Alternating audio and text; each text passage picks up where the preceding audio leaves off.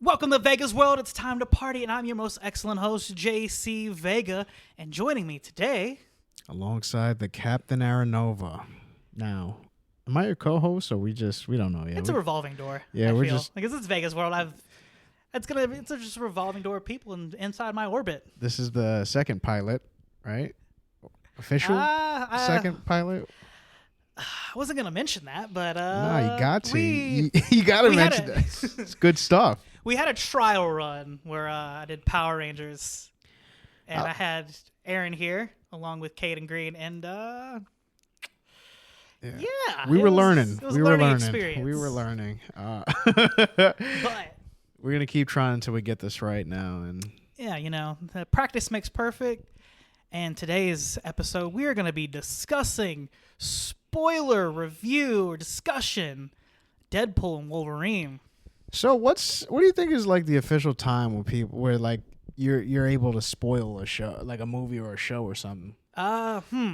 Generally, I feel like in this day and age, like after about 2 weeks, I think. Yeah, like 2 weekends. I feel that's enough time. So when movies come out, like especially like this one of this caliber, where I know I'm gonna have a good time. There was a period I was going to the movies like very frequently, but it kind of died out. And this was like even like I feel like once the pandemic was over, like I was in the movies from like 2019 to like maybe like I feel like the last big movie I was like, oh, I got to see this was probably Super Mario. Or okay. I think, when did Black Adam come out? Shoot, that was in the summer. I think June of 20. It was one of those two movies. I know I did see the Marvels in theater. Not 2021. That was before this one. I want to say that was probably my most recent was the Marvels, which I loved. Now you got me thinking. I'm like, Black Adam. Let's see. Black Adam came out. Come on, yeah, had The Rock, man. The Rock. That's not the one I wanted. I wanted the movie. Thank you. Frickin' Wikipedia for failing me there. That came out October 3rd. Well, that's October 3rd, 2022 in Mexico City. And so unless you're in Mexico City, but wow. October 21st here in the United States. And that was 2022, right? Yes. All right. So then Marvels was probably the last one. I saw that in theaters. Yeah, that one I was like, I got to see this. Before the pandemic, I think probably it's safe to assume that if it was a Friday, I was probably in a theater seeing some movie at some point all the time, or practically almost all the time. Yeah, I don't know, man. It's just like certain movies is like, I got to be the first to see it. Like, I got to get the jump on. Like, so I would go.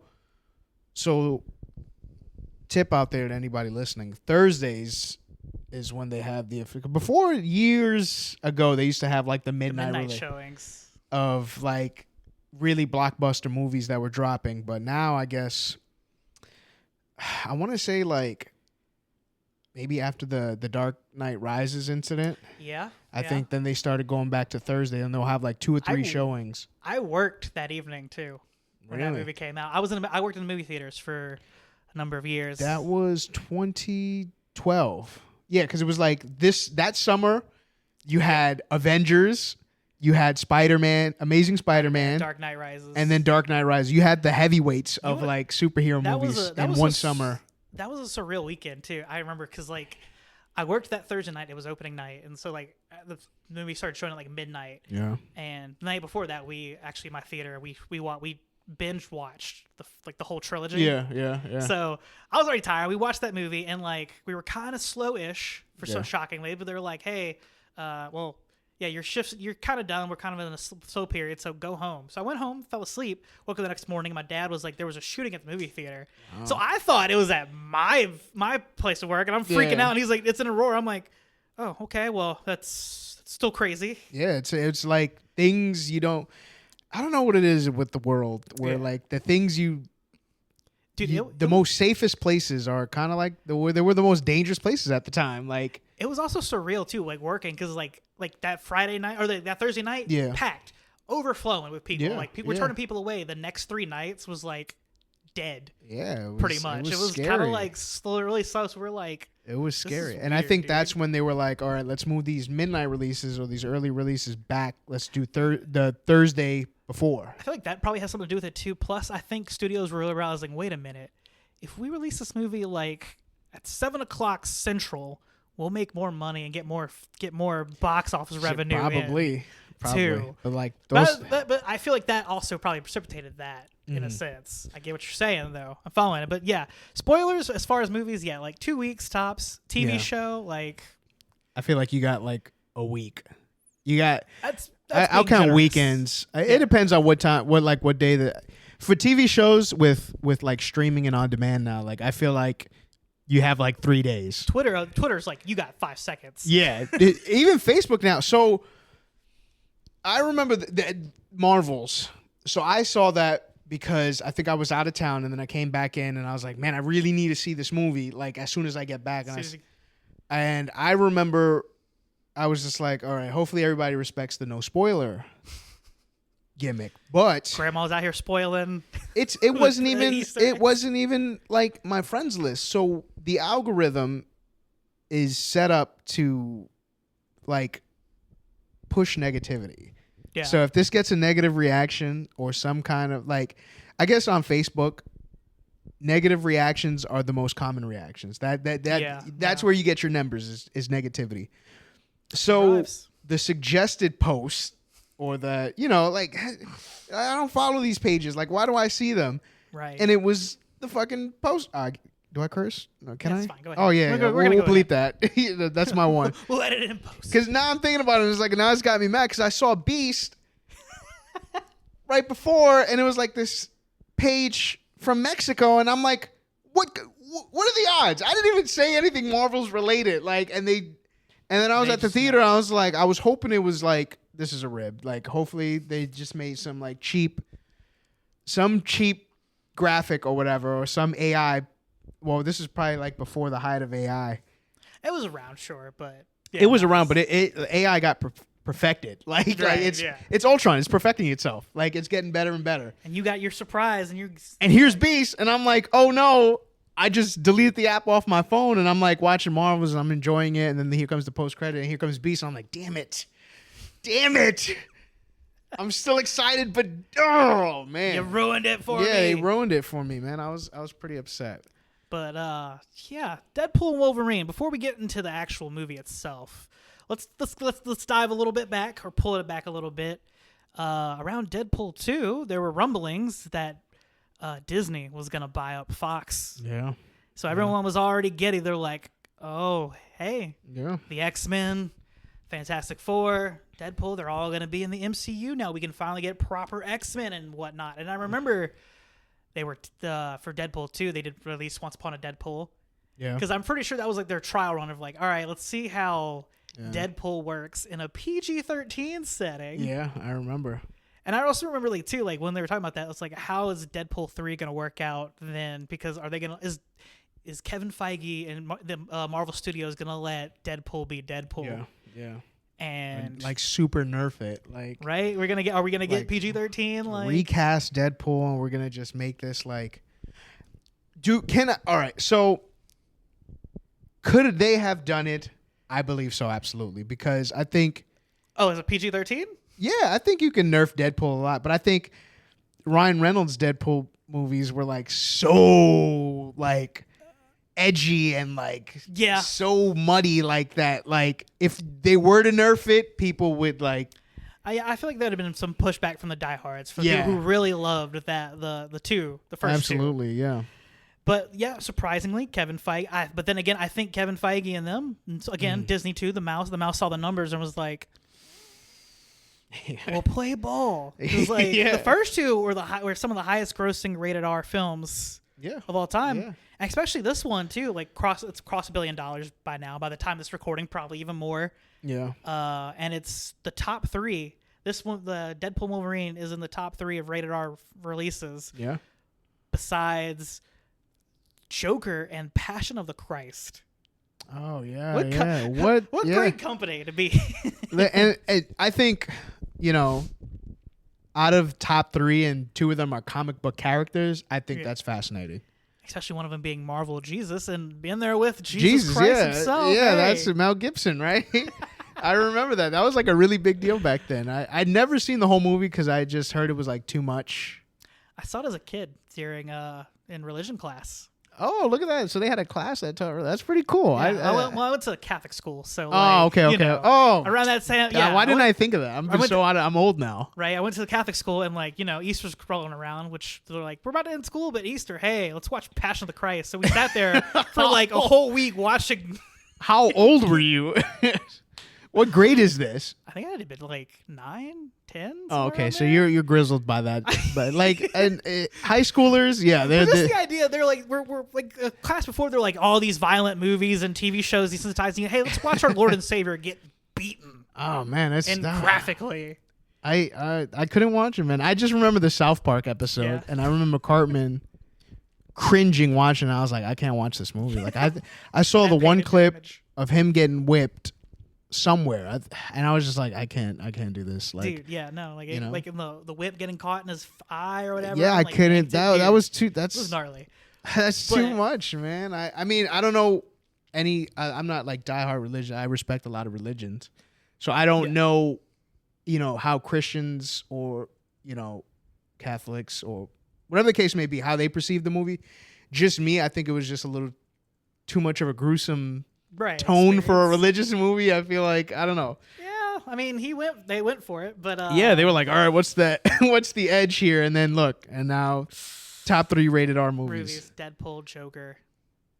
Joker, I didn't like Joker that much, but that's a cold conversation for that's another episode when we cover part 2. I loved it in the theaters, but thinking about it now, what's coming up next, I got some. We'll discuss that definitely. Yeah, that's gonna be episode something. If this is pilot airs, second pilot airs. This is we'll get this one for sure. Yeah. The first one is gonna be like, remember when I hate to go back to Power Rangers, but this is pretty much why I was excited to do this show. But remember, I want to say it was on Fox Kids when they had Zach and Jason air. They were like, this is the unaired pilot. Yes. And I was like, oh, this is so cool. So I taped it. I have that whole thing recorded. Hopefully we have that moment. If this gets some legs. You've coined it the dumpster cut. Which, yes. If with years down the line, or maybe we'll get that. Yeah, the dumpster cut. I'll have to where the audio's all terrible. But there was like, I love talking to Caden Green about like stuff like that because we it's like we all grew up in the same house almost. Yeah. So that's a little primer for that episode when we get to it, and it will happen. Hopefully we'll get back to Power Rangers and which we will. I'm pretty sure because Caden's awesome and Power Rangers is great, man. But today it's Vega's World, so it's gonna happen. Yes, it is Vega's World, which is the name that I just remembered. You reminded me. Because I was thinking, I was like, what was the name? This podcast, Vegas World. I'm going to say it. I know we spoke about Power Rangers, but today is Deadpool and Wolverine, Today's Deadpool and Wolverine, as we were getting into. And we're going to spoil it, because you should watch it by now. Like I know you've seen it twice. Yeah. I should have seen it like 15 times, but I had so much fun watching that. If I was still working in movie theater, I'd have probably been on my 6th watch by now, probably. That's great. See, I always wonder what it was like working in a movie theater. What could you... Oh, well, for me... I hated working weekends because I was the most busiest. But like that's the only saving grace was like, all right, once I get off, I can actually go see a movie for free, or anytime I can go see a movie for free. That's a cool perk. And discounts on like concessions. Oh, well, discount will be like I'm pretty sure discounted concessions is like regular price. Discount concessions is probably what regular price would have been in the store. Would be like 6 months ago. Yeah, dude, it's expensive now. I like we're gonna sidetrack a little bit on this. Yeah, but I went to the movie like last week. Yeah, I went to get a popcorn. I got a small popcorn and a Monster. You know how much that cost me alone? Hold on, $18. $21.24. Ooh, I was close. $21.24 for a small popcorn and a freaking Monster. Not even a Mega Monster, just a regular can. Small popcorn has to be like $13. Easily. And like $13.99 like for a small popcorn. The least one theater I went to, like it was like $9 for a small. Oh man. And they don't last. I don't get through the previews. I just laughed because I was like I repeated myself. I was like, small? He's like, yeah, it's $9.29. I'm like, small popcorn? I thought maybe he just didn't hear me twice. He's probably like, sir, I get this at least I get this 30 100 times a day. Like, Not even that. Just yes, sir. It's a lot. I know. I don't make the prices. Like I get it. I get it. Yeah, cause I felt for him because again I was on that side of it before too. Dude, yeah. And there were people like, man, I can't believe I gotta pay this price. I'm like, ma'am, I don't make the prices. Or like another wild side tangent. Django Unchained came out. Okay. I was working podium. This lady came out and like was fury, fire and brimstone, angry, and she was like, "I want a refund. How could you show this vile movie? You people are disgusting and depraved." And I looked at her dead serious, like, "Lady, I don't make the movies. I just tear your ticket and tell you where to go." Yes. Listen, lady, your theater's over here. And like, she's like, "I want to talk to your manager." So I called my manager, and they're like, "What's it about?" Because you got to give them a heads up on what they're walking into. Respectfully. So I was just like, customers not happy with the movie, and he got the same spill as I did, and he was just like, "Man, I'm sorry, but like again, I don't make the content. Yeah, we didn't direct this. I think I had the budget. I'd be directing this. I can't help it that Quentin Tarantino really loves that word. He's edgy. Is a very very violent filmmaker. He's edgy, man. He like, agree or not, he has classic films, and they're very like. They're great. They're in my top 10. Despite being extremely vulgar, but they're like, he makes really good movies. Really, really cool. I had a really big word in my head, and I just. Oh, you lost it? Yeah, I was. Just brilliant films. He's a tremendous writer. Yeah, tremendous writer. The depth in his scripts and like. You know, he wrote a book. Really? Yeah, he did. He made Once Upon a Time in Hollywood a book. Oh, okay. So like, he reworked it, and like, you know, the Western show. He made he had a whole like chapter where like it's the show, it's the characters, and like he made it a full blown Western. The Manson family is kind of mentioned in the book. Yeah. They're like, oh yeah, by the way, this happened, but yeah, none about that. Here's more about these characters, and like. It's interesting. It's an interesting read, and like, yeah, it's great. He's a great writer, talented, brilliant. Like director. He had hits, man. We can't deny Tarantino had hits. You know what else you can't deny? Ryan Reynolds is Deadpool, and getting that movie. Yeah, that was shout outs to him. So like, to have so much like love for a character, like he really made the effort to bring it to life. And I can only think of like, what other character, like what other like actor was so passionate about a film, like they brought it to life, or like a character, comic book character, video game character, whatever. I don't think there. I think it's there. I don't. If I can, none on the top of my head, but like, was Wesley Snipes? I know he tried to get Black Panther made in the late '90s or mid '90s. He tried to get that one, but studios weren't ready for a black lead. Didn't he like? Help you say that, and then it's funny. Funny I say that. They made Steel, and then Steel was awesome. Spawn. I love Spawn, and then Blade. But like, yeah, for whatever reason, they couldn't get that one off the ground. But as far as like that kind of dedication, like, hey, we're gonna make Wolverine Origins. You're gonna play Deadpool, and we're gonna have a spin-off movie. Yeah, and then that take, I think, nearly over a decade. So X-Men Origins was 2009. Yeah, 2009, and the first Deadpool movie didn't come out until 2017. I think it was 2017 or 2018. No, actually, no. I think it was 2015. And then I'm gonna trim this part up because we're gonna look. Because I'm looking this up. Because now I'm getting fired up. Because I remember, like the first Deadpool movie came out in 2016. 2016. Okay. February I said 15 and then I said 17. So in between. Almost a decade or 2009. Well, not almost a decade. I said there was some length between it. Yeah. Because 2009. So we're thinking 7 years.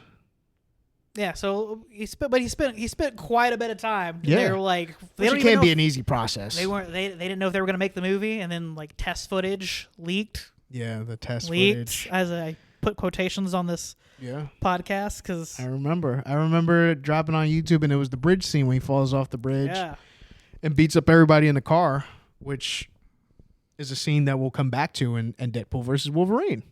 Yes. Was there one in... So, interesting enough, there's actually... Because in Cable, the taxi cab scenes were like really like good scenes. So, like, is Deadpool synonymous with like being in a car here. All his car scenes. It is for this franchise. It is, right? For the motif movie is the car here. The vehicle that Ryan Reynolds is driving this character to the top. Like, so I first heard of Deadpool.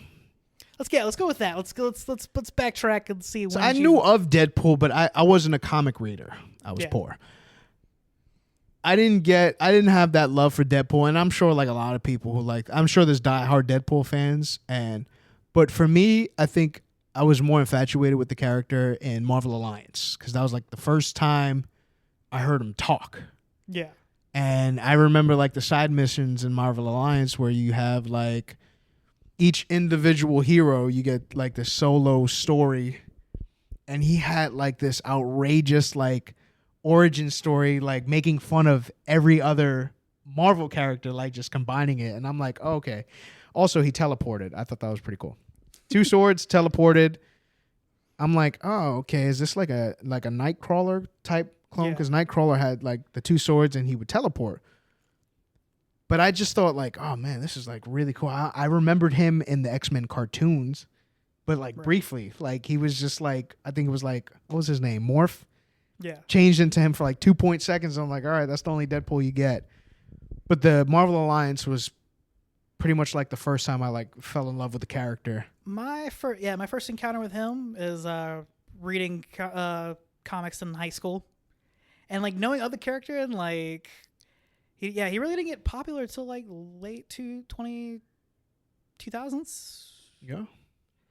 But that was my first, and then of course like seeing him again, or seeing people cosplay him at every freaking anime convention or Comic-Con. But I got one of the classic Deadpool omnibuses, read that, and then when I saw Origins, I was like, this is not Deadpool. Yeah. What are we doing? What are we doing with this character? Yeah, because they put the swords in his arms. Yeah, Baraka. He's He was Baraka, and then they showed his mouth shut. He did teleport, which I was like, oh, okay. He was kind of Deadpool-ish in the elevator. Yeah, I'll give him that. He had the quips in there. Yeah, he had elements of Deadpool. So I think to me, that's... Which apparently I found out that was ad-libbed by Ryan Reynolds, too. Because I guess that love for the character. Like, I love this character so much, we're going to bring this to life. All right, I know this character here. And like the joke in the comic book about I'm a cross between Ryan Reynolds and a Shar-Pei was actually predated before ever he got casted. Oh wow! So wow, that's amazing. That's hilarious to find out. So I mean, it all works out. But then so as we were, let's dive into it now. Let's get into the movie. So we open up the movie opens up out in there in the middle of the woods in North Dakota. Eden, for those of you who watch Logan, and we see the infamous X. It's all snowy, and of course, that's another thing too. We got to get into when this movie was announced, and they were like, "Hey, Hugh Jackman's gonna be in it." Everyone was like, "Okay, what does this mean for Logan?" Everybody leans forward, like, how? Because Logan, I thought that was a brilliant movie. That was beautiful. Like a good send off. And I genuinely, that was 2017. One of the best comic book movies yes. of all time. Absolutely. I will fight anyone on that one. Just because like the character so 2017, X-Men came out 2000 is like this was our guy. Hugh Jackman was Wolverine. Like who didn't love Wolverine, you know? Yeah, no. Hugh Jackman personified that role. I made him a household name, made the character. I mean, the character was popular, don't get me wrong, but I feel like he as the character propelled it to a different stratosphere. In an era where there was so much recasting, like so many Batmans, so many Supermans, Spider-Man was he's the only one. And he was the one of one. And that's why I feel like this was like the perfect send-off of the character. Like just the split between Hugh Jackman and the role of Wolverine. Right. And then, because when you think Logan, you think Wolverine, you think Hugh Jackman. When you say Hugh Jackman, Wolverine comes to mind. Yeah, absolutely. And Hugh Jackman's so good as an actor. Like he has a catalog of film that people enjoy. Like, Right. Wolverine may not be the best. Like you could like whatever other movie he's in, I can name. I'll be here all day. I love Hugh Jackman. He's great. He's great in The Prestige. Yeah. The Greatest Showman I've seen. Not necessarily my favorite, but somebody enjoyed that movie. But he brought this character. He was this character. That was an emotional story, and like, the perfect way to send off that character and that actor, like from retiring from the role. Yeah. It may have taken them 3 solo films to get to get Wolverine right. Yeah. But they did it, and everyone's wondering how are they not going to desecrate this movie, and in the meta humor of it all. Yeah.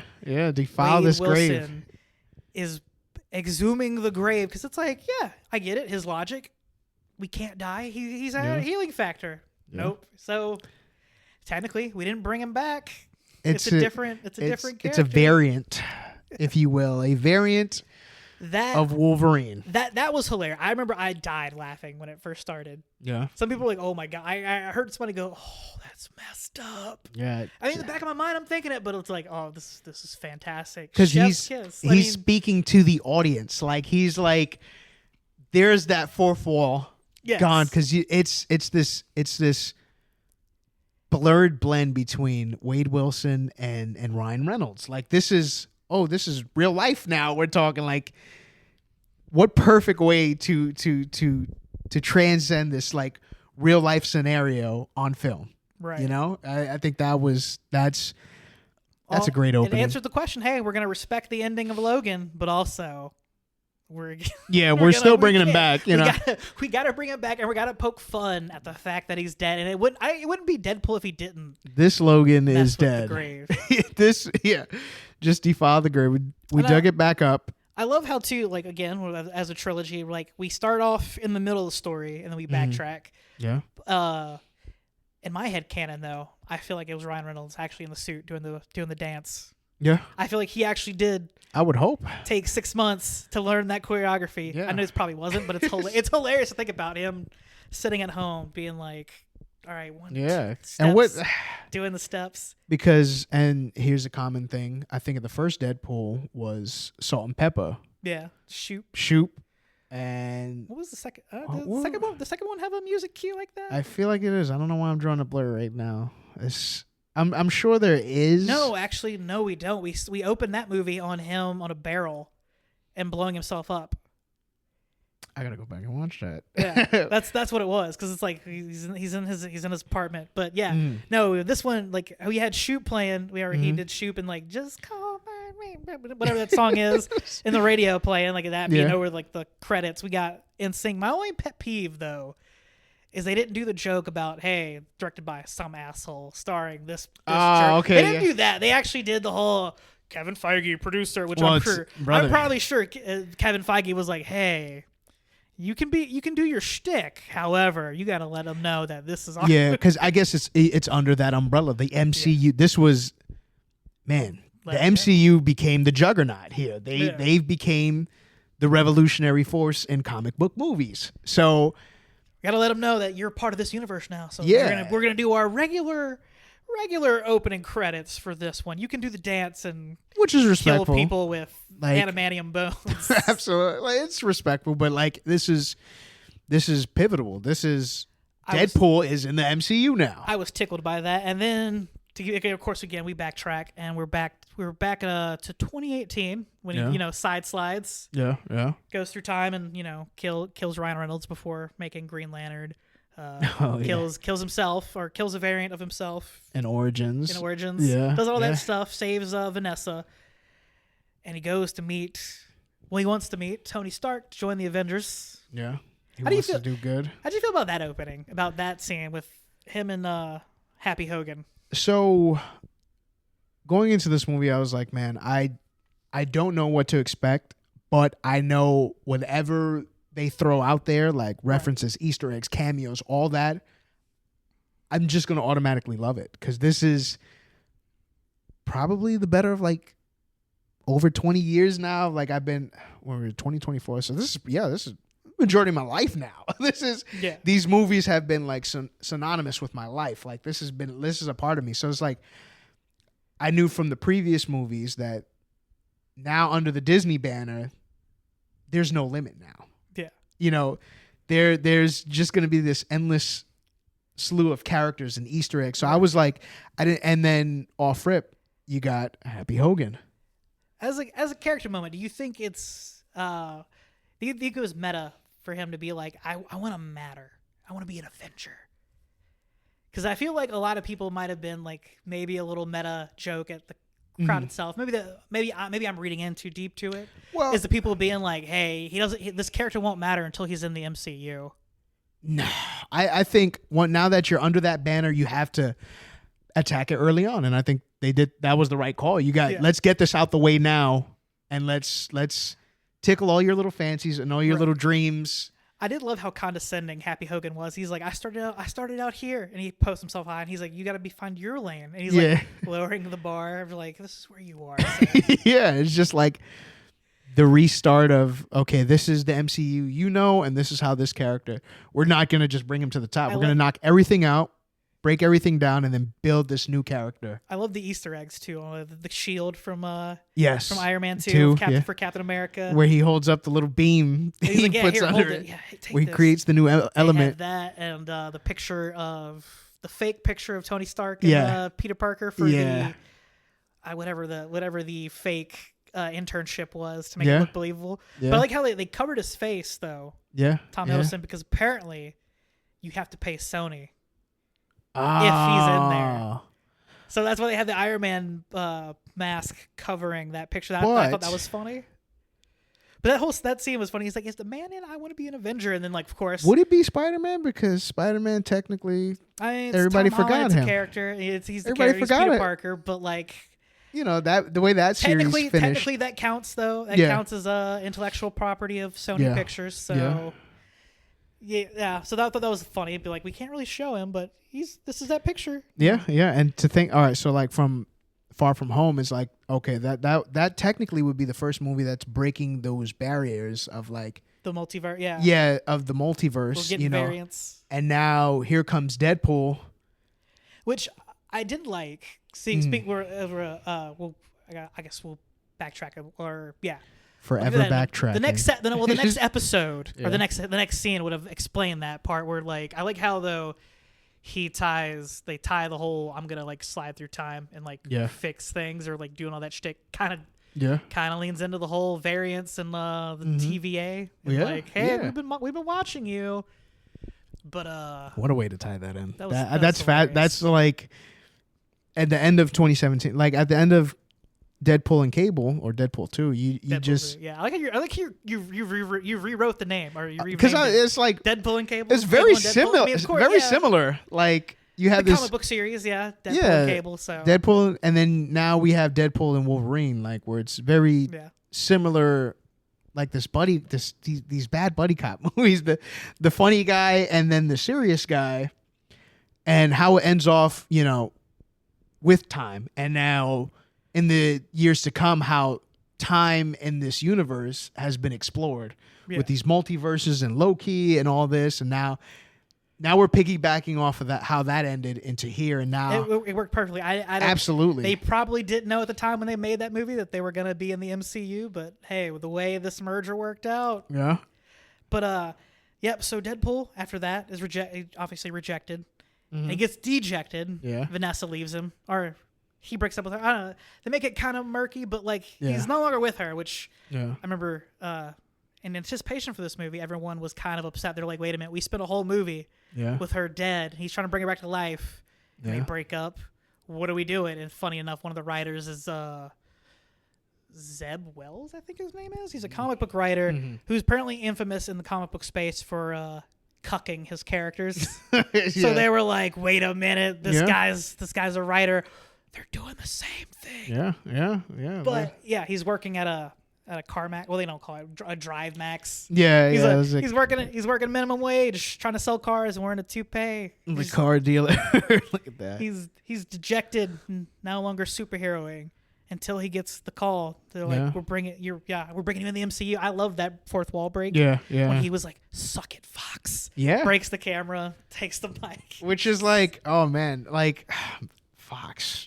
the history we have with Fox, because they were kind of Sony and Fox, but Fox had, I think, more of the franchises than Sony. Sony only had Spider-Man, did they? Sony only has Spider-Man. But Fox had who did Blade? New Line Cinema. Actually, New Line, see that's right. That's the funny thing about the whole thing, like because at the time, well, I mean, not the funny situation. They had Marvel was going bankrupt, so they were like, we got to sell off these characters. We got to sell off movie rights so we can make some money somehow. Yeah. So New Line Cinema got Blade, which it fits in line with what they've made before. Yeah. But I think Fox and Sony back then were open to crossovers, because I believe what's his name? Wolverine was going to be in Spider-Man. He was going to have a cameo, but he didn't have his outfit the day of the shooting. Right, so they just scrapped it. Instead of just letting him be in a flannel, they couldn't go out and buy a flannel. Yeah. Some PA could have gone to the nearest Walmart and found a flannel shirt and a cigar, I'm sure. So Deadpool he's losing everything now. Now he's in this... I think that was kind of fun. It was kind of funny seeing him in a toupee and we're just like, I'm just going to be a regular Joe now. Oh, yeah. But he's getting followed. Getting followed by the TVA. They're following him. He's just like, I know somebody's following me, but just the assassin instincts. I looking down the street. I loved that birthday scene. Yeah, that was funny. Buck tries to speak, and he was like, "No. If you don't remember, in the second movie, he's like, Jesus, Buck, we're not giving you more speaking lines." Yeah, so they carried that joke. That was a nice little Easter egg tidbit. Little bit of it had. All right, so now you have this previous, like, okay, this is the Deadpool cast. Yeah, because they're all there except for Weasel, but we won't mention why he's not there. Yeah. Real life circumstances. Well, yeah, but still, you have the Deadpool cast. Yeah, like, this was the Deadpool family. Colossus. What's the Peter? Yeah. I was about to say, was it Dopender? The taxi cab driver. Yeah, I'm trying to remember the name, but is it? I think it's Dopender. Something like, you got the cab driver. What? Just his cast of people, like. Yeah, Negasonic Teenage Warhead. Kamiko. Hi, Wade. Yeah, hi, Kamiko. But, and then the TVA knocks. Yep. Boom. And then another. Wait, before that, we got a joke. The joke, one of the funnier jokes in that scene, especially now knowing what I know now about that scene. Mm-hmm. Blind Al's asking, does he want to do cocaine? Yeah. Apparently, that was also one of the mandates. They were like, Kevin Feige was like, I'm cool with the humor, cool with all the violence. You can't do cocaine. Yes. Even though I don't think they've actually did cocaine in the other two. They just mentioned it. But he was like, it was all mentioning. No cocaine. So that was funny. The whole, do you want to build a snowman? Yes. Yeah, but I can't.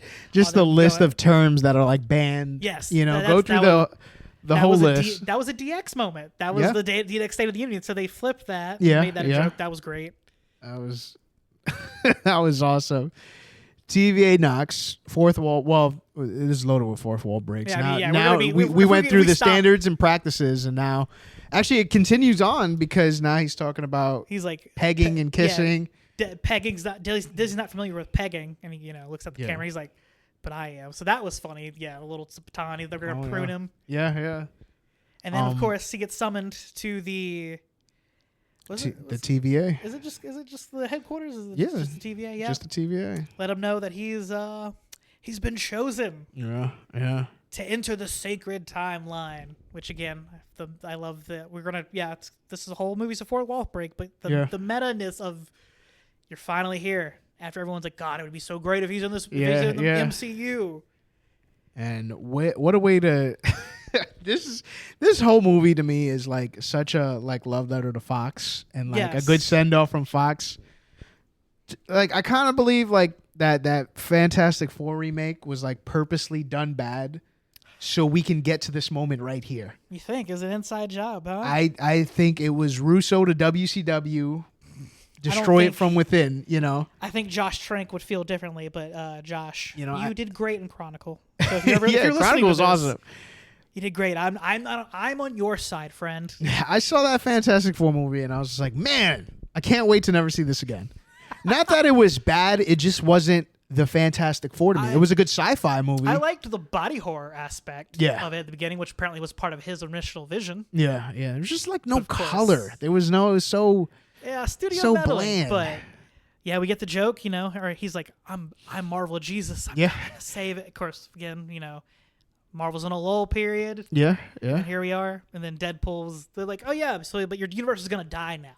Yeah. Because of course everyone was like, okay, now that Disney has Fox, we can forget about this over here. Yeah. We don't need it. Bring them into the MCU. Let's go. Yeah. And just like the foreshadowing in that scene with the Thor, and it's like, wait a minute, why is Thor crying?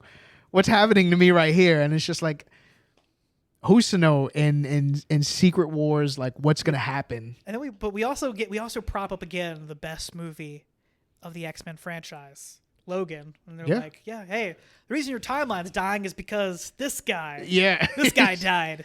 The sacred, or what was the term they used? The anchor being, yes. Yeah, the anchor being, yes, the main character of these timelines. Yeah. And I love how everyone just stops and just watches the screen as he's dying and taking his last breath, and you hear Laura say "Daddy," which again broke my heart first time I saw it, but great broke movie. my heart again in that movie because I was like, damn it, we're gonna relive this.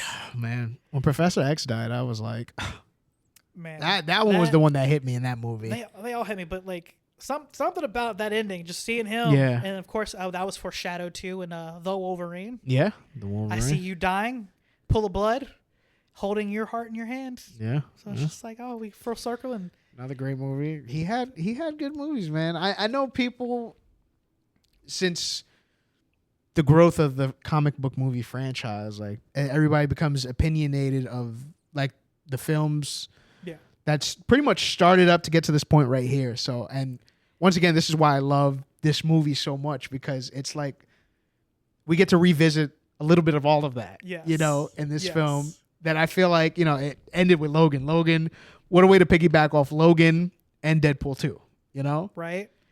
To get to this point, now we have the anchor beings. Yeah, we're in the MCU now, and hey, this anchor being's dead in this universe. You're dead. Your timeline's done, but you can come here, brother. Yeah. And he was like, well, I don't necessarily want my friends to die. Yeah. And then of course he figures out that Paradox was going rogue essentially, which that for those of you who are like, so wait, how come the rest of them don't know? Like, he's like, oh, the old methods worked fine. Mm-hmm. Now they don't. It's because if you didn't watch season 2 of Loki, Loki is the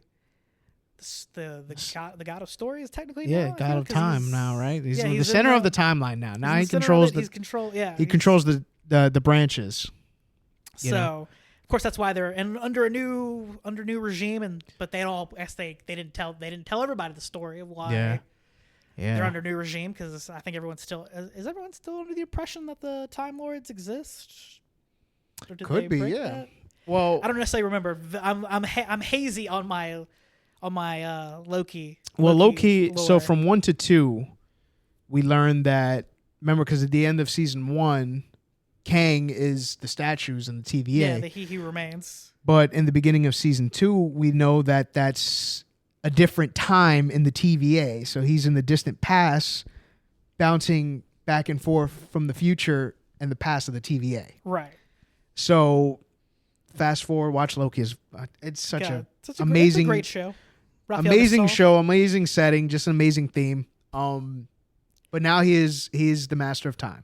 Yes. He has taken over the time branch. Anyway, Paradox is like, hey, I like the way old things work. You just you prune people, everything's done. You let universes die, whatever. But not on Loki's watch, and then of course not on Wade Wilson's watch. Yeah, because he's like, I like my friends. Oh wait,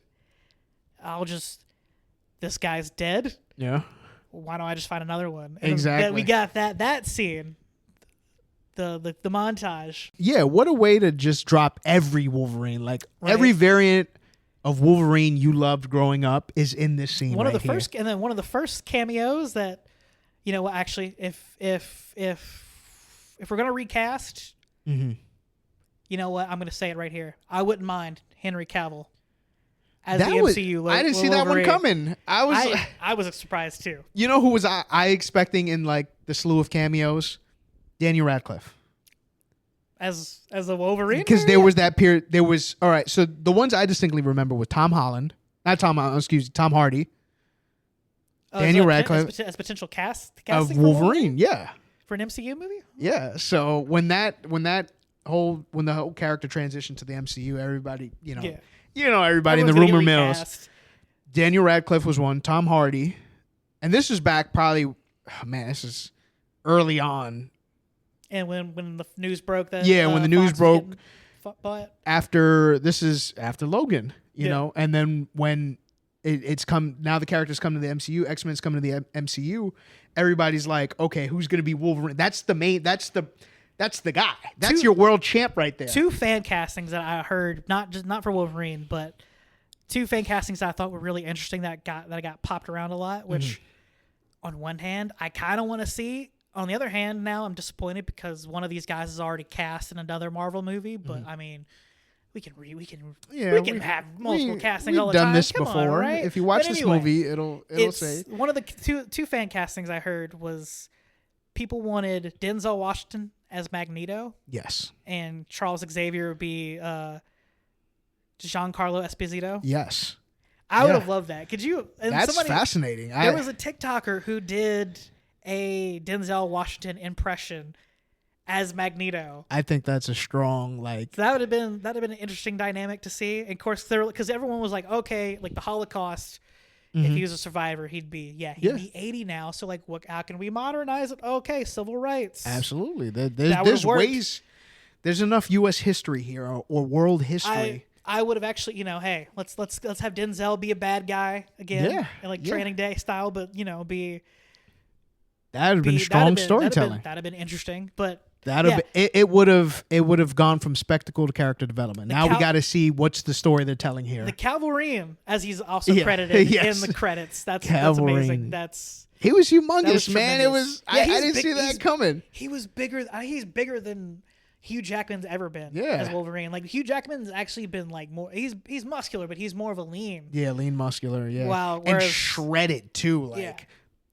Look at him in in the Wolverine. I think that was the most shredded he's ever been. The most shredded he's probably been as a character. But yeah, Henry Cavill just jacked to the This gills. was Superman, ladies and gentlemen. This is my Superman right here. That's why I didn't expect. I was caught up. I remember the fan casting and the rumblings of Henry Cavill. And I'm like, no, this is Superman. That's why I gave up on Tom Hardy. That was fun because he's Venom now. Right. I loved the joke of the comic book accurate short Wolverine. Yes. Even though the actor I found out was actually 5'8", and they shrunk him down to 5'3". Oh man. See, you come couldn't on. have found another file. You couldn't have found it could have been me. 5'3" actor. Me. Well, I'm not hairy because I'm like 5'6". Five.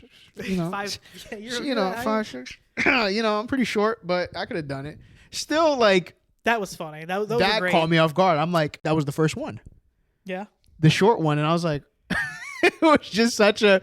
We're ready to enter this rabbit hole of Easter eggs and cameos and we're starting off hot with the short Wolverine. Way to derail you, bring you down and bring you right back up. I thought that was a cool. I love those, especially we got the homage to the cover of Uncanny X-Men with Wolverine nailed to a cross, the X cross, the X cross. Yeah. That was neat. Seeing Patches, the alter ego. Yes. That was cool. That was really neat. And kills him right there too at the table.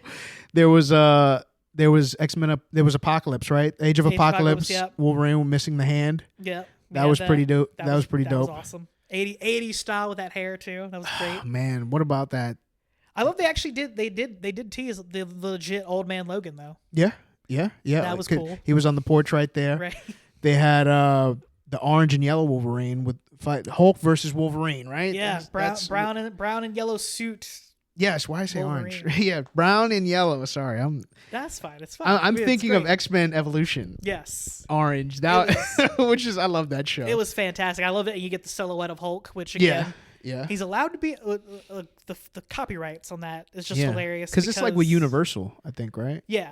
He can't have a solo film, but he can be in any Marvel movie. It's awesome. Milk it. Yeah, right. Milk it. That's a heavyweight character. But I want that. We need that fight. We're gonna get that fight probably. Eventually. Secret Wars. Yeah. Probably. That's what I liked about the scene because you got a little bit of everything. For every iteration of Wolverine you loved, you got in this scene. And then we get to the one that Paradox calls the worst Wolverine. Yes. He's in a bar, wasted.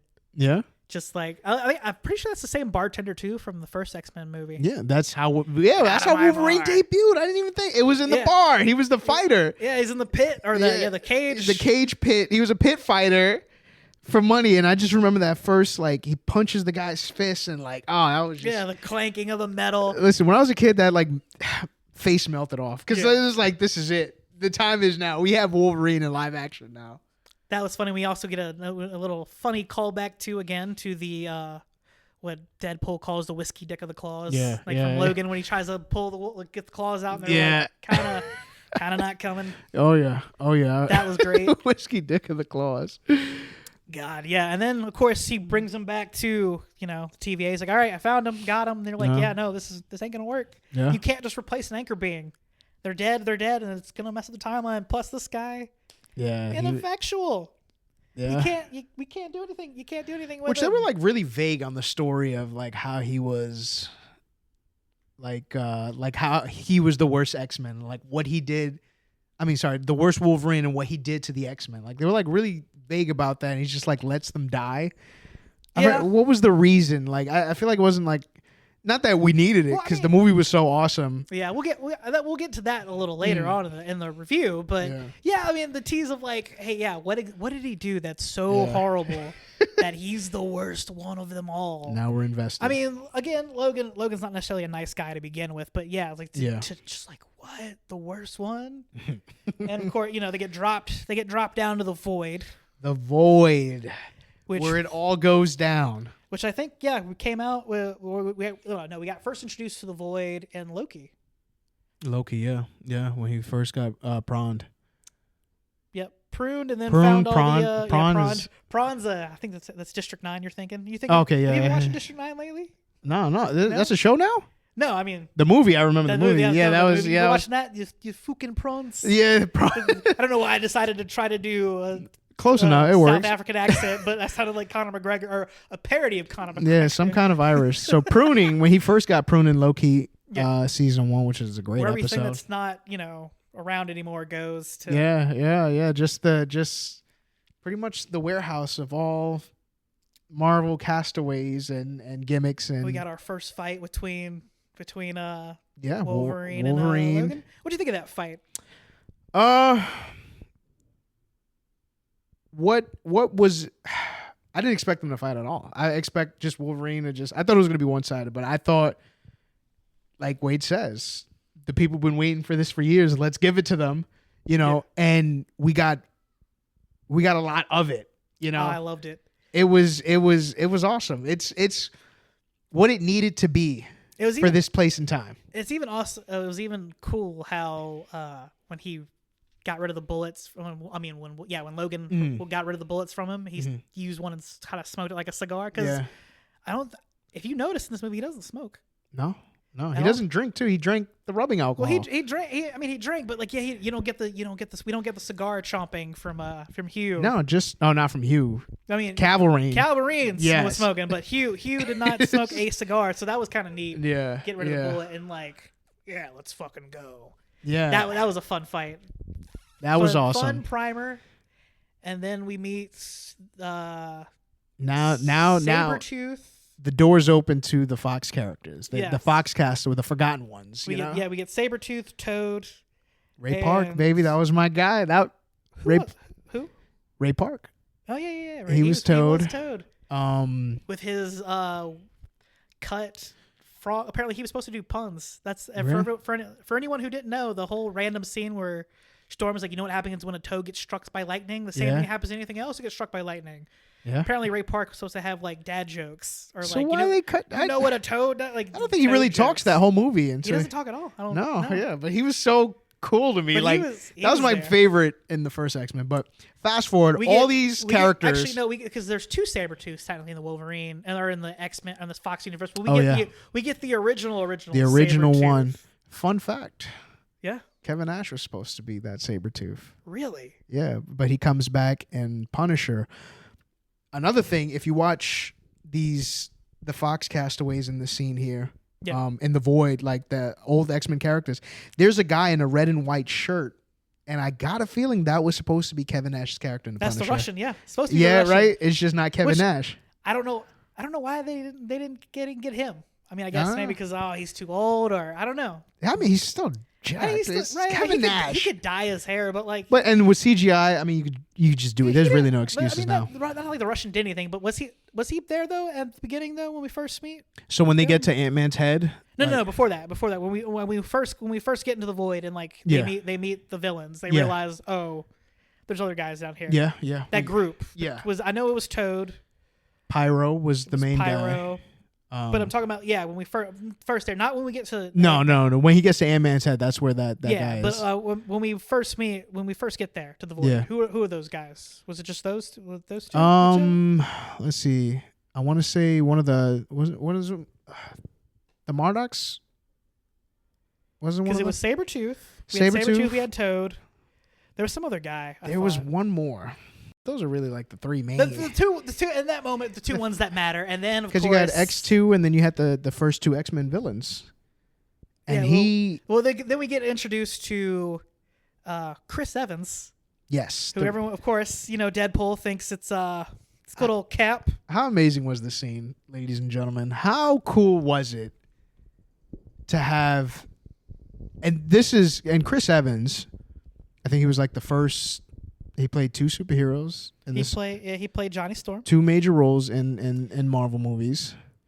Did he play somebody else or another Marvel character? I know he did Johnny Storm for the Fantastic Four and Cap.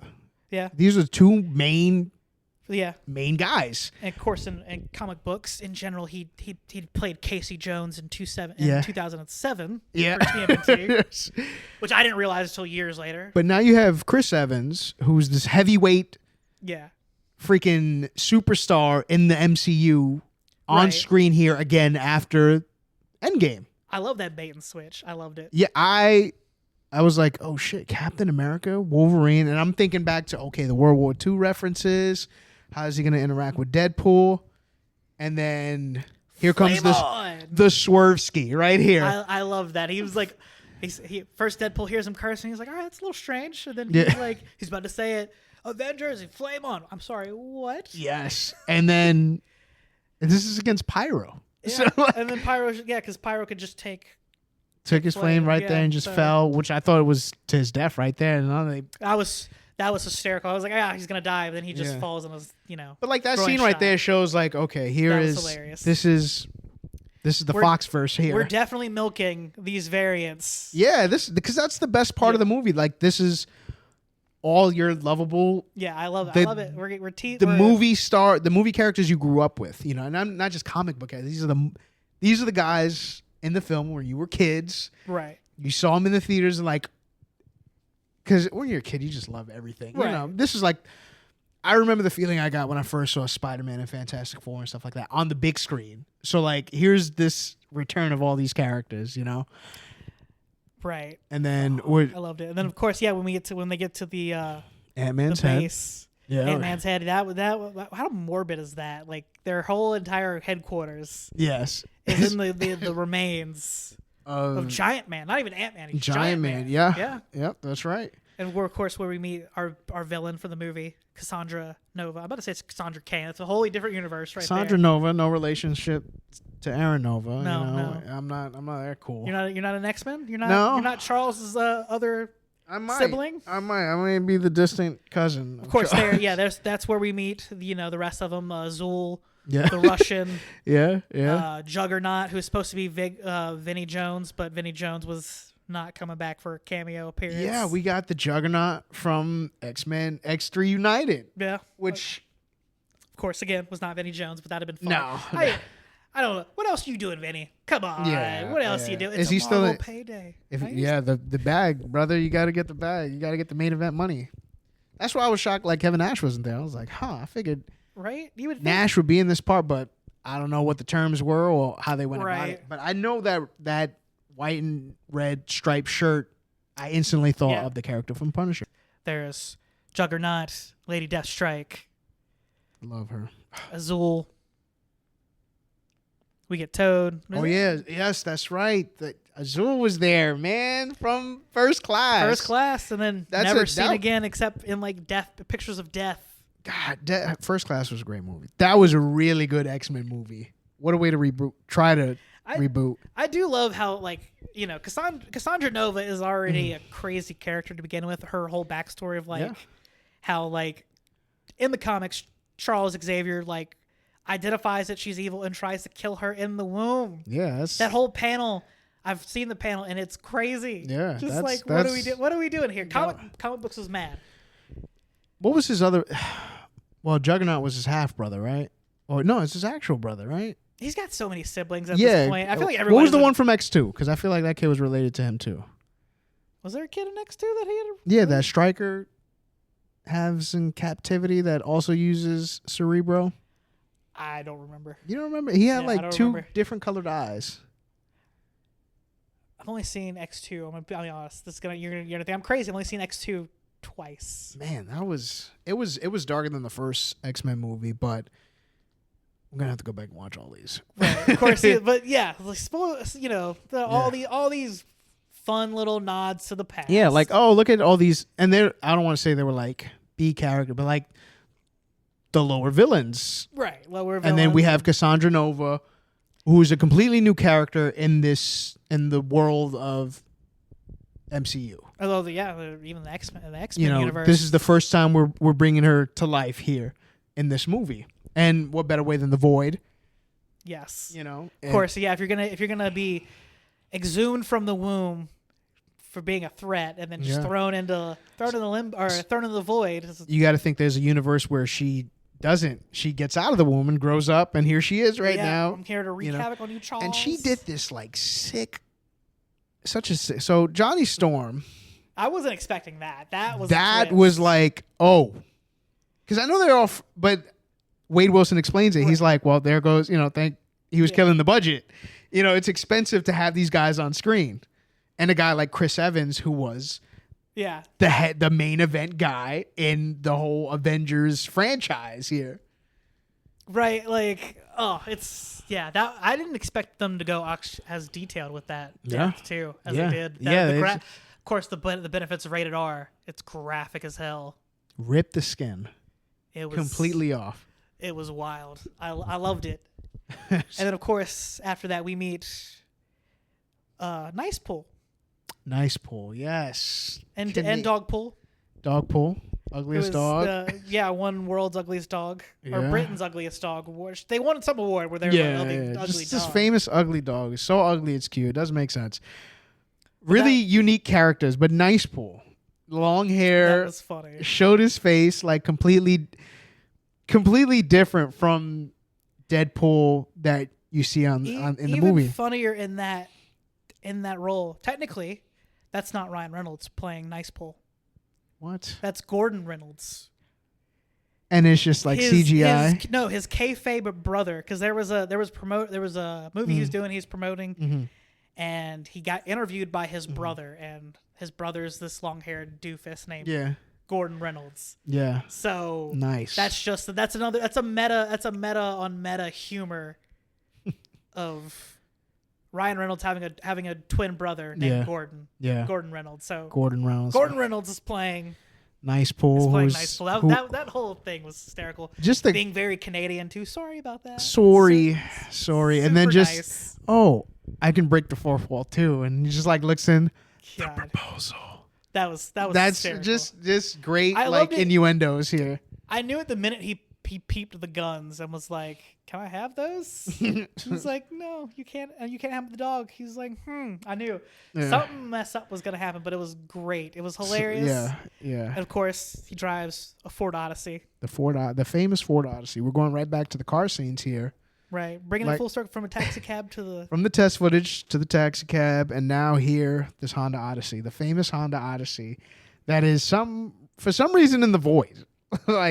Yeah.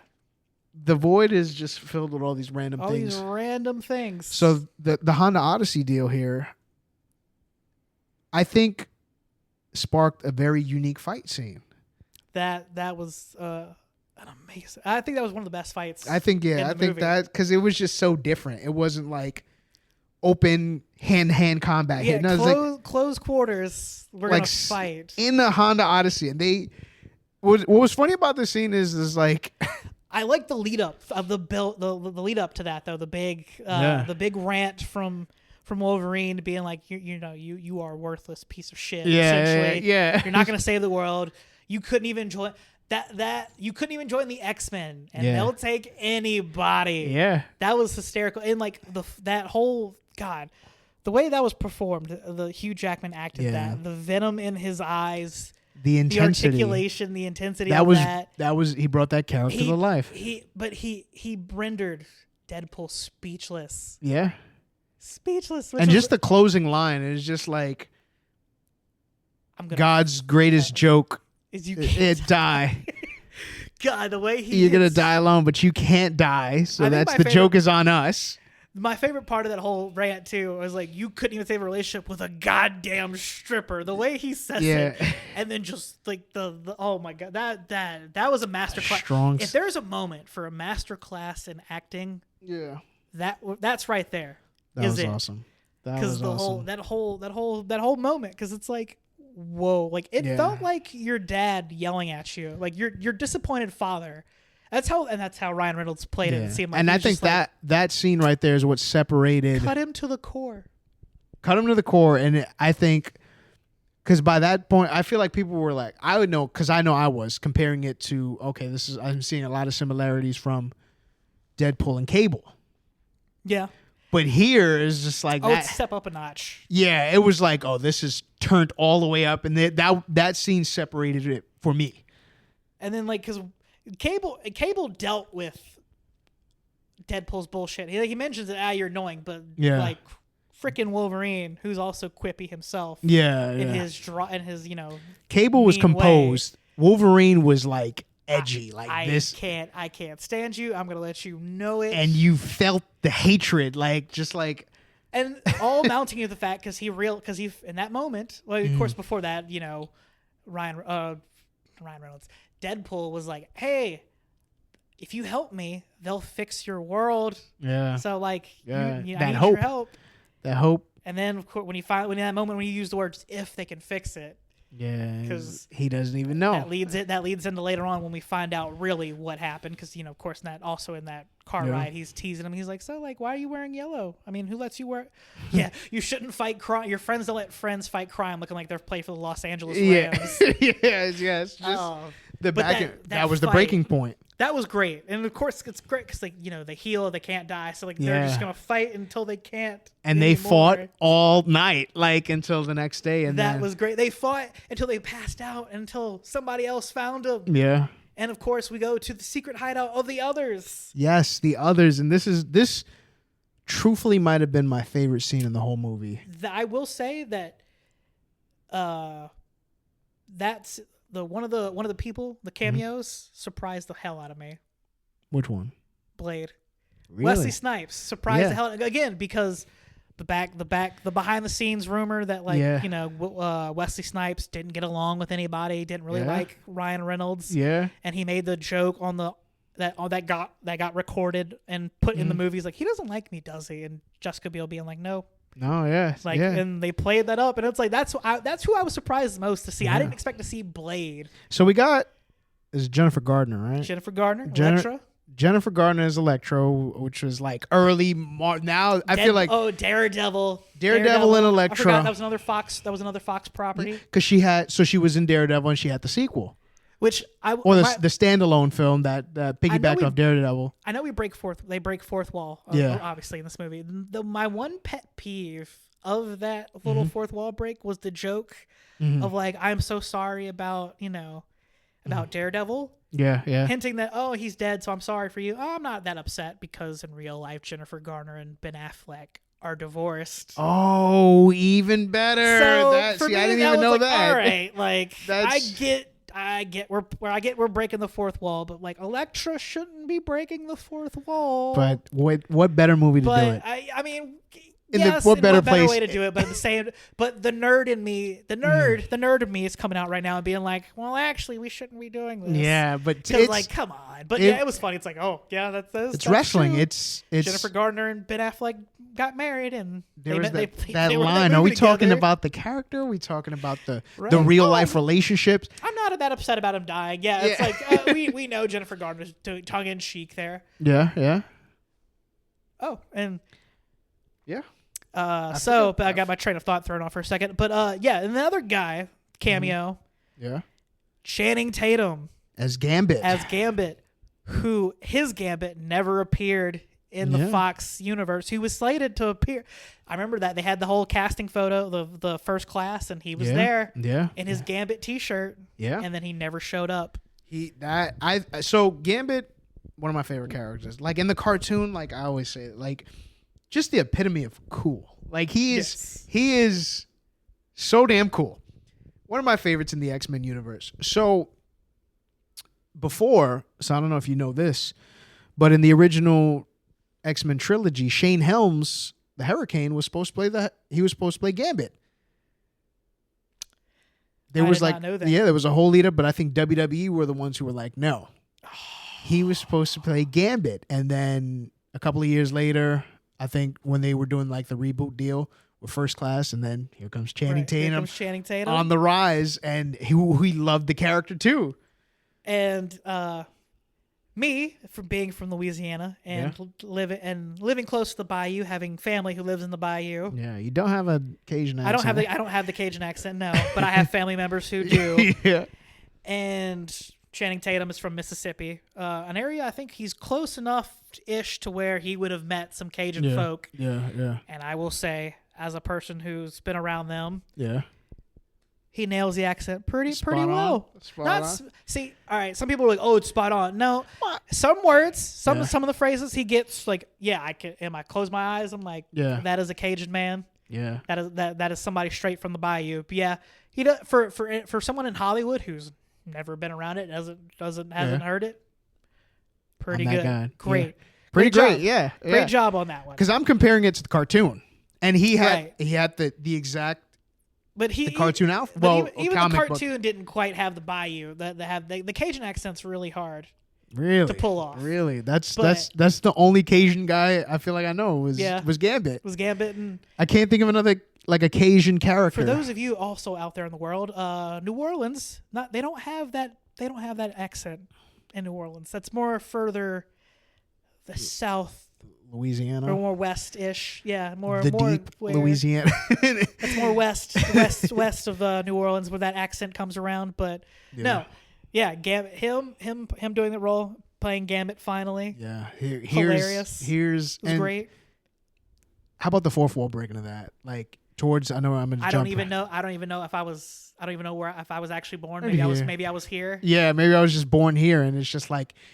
There we go. That's the void that's the meta joke with all these like characters. The possibilities all end up here. This is where all these ideas get scrapped. That's and another left great. Here. I think that's one of my favorite parts of this whole movie is all just the really meta jokes of like that of the tongue in cheek like Channing Tatum. He's like, I mean, I don't know where I was born, but it's like, But that's.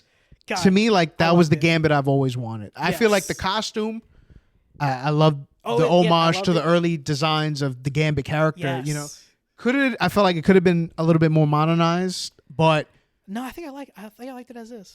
Really? Yeah. Really? I felt like it paid tribute to like the comics and X-Men. Because this was Gambit. That's the cartoon. The Gambit we know. Like unless you like.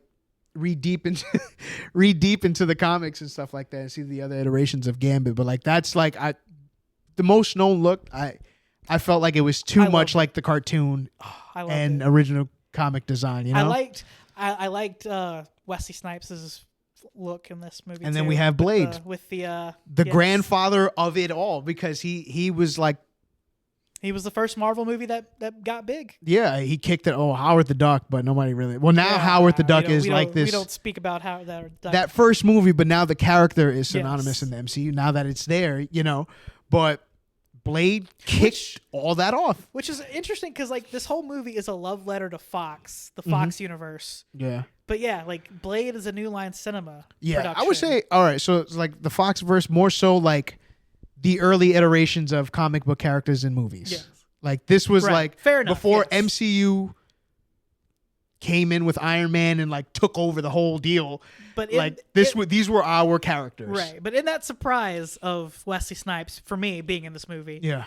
then again the meta joke of like, I don't like you, you never did. Yeah. Which I was, because Yeah. in my mind I'm like, this is so bizarre because like I thought they hated each other. But And then it's like, oh, if so they great. did, that's professionalism. Amazing. Yes. Like to put all that aside and just like to make this work for like the fans and the payoff. Right. Look at the payoff. This is highest grossing rated R movie. Like Right. the payoff was there. So I loved. Yeah, I loved it. I loved the characters they chose because, yeah, those are characters too that really didn't get an ending. Some of them not even a beginning.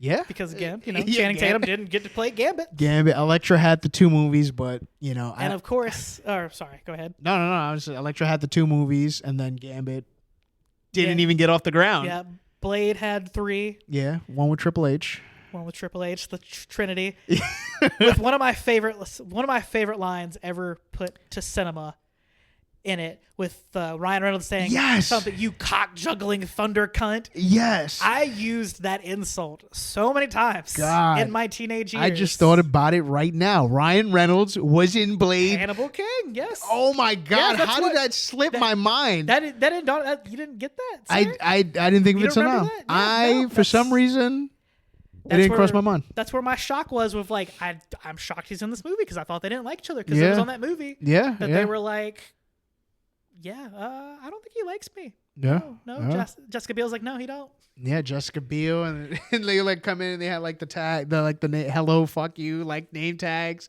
and he like rips them to all the shreds. Now I remember, This ain't comic book or whatever. This ain't whatever the insult was. Like cartoons. Yeah, so the meta joke again of like, I never liked you, I don't like you, you never did. Yeah. So that for me, in the theater, that tickled my fancy because I loved that.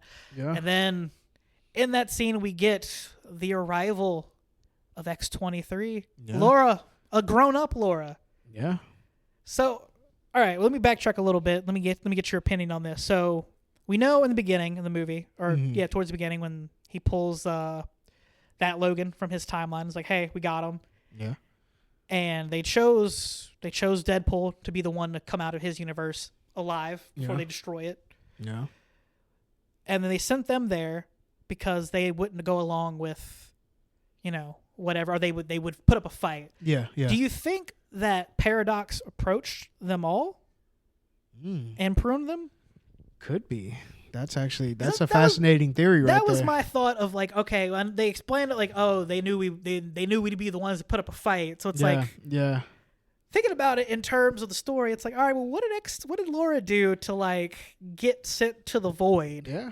And she was supposed to be like pick up from the end of Logan. Remember, she was carrying on the next generation. She was leading the next generation of mutants. So that's my fascination. It's like, all right, so what did she do to end up there? What did they all do? To compare, I would say Blade and her were like, they had that rebellious nature from the films. I can't say that much about Elektra. I really don't remember that.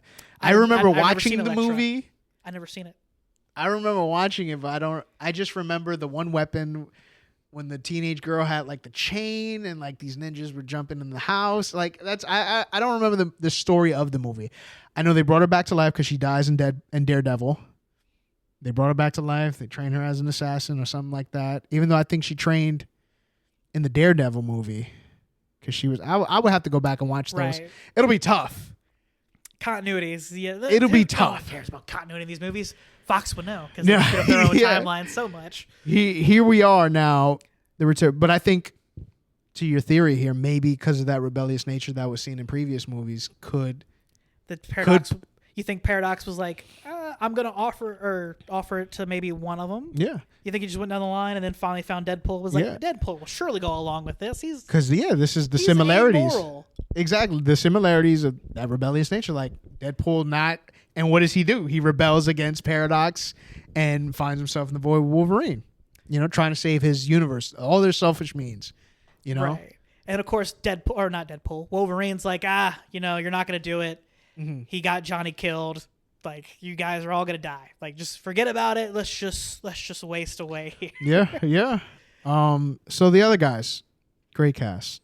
God, that whole scene. I think that scene was my favorite. One of my favorites in the movie. Was just like. So we got Johnny Storm. I mean, you don't want to give too because I'm pretty sure there were people like, what about Thing? What about? Well, Jessica Alba's Mrs. Fantastic, Mr. Fantastic. Who else did they say was that? Oh, they said Magneto was dead. Yeah. Who else? I wonder who else was who else they say was in the others as far as that group in there of their rebellion. Yeah, they did. They teased the Punisher. Johnny Ghost Rider. Wait, did they mention Ghost Rider?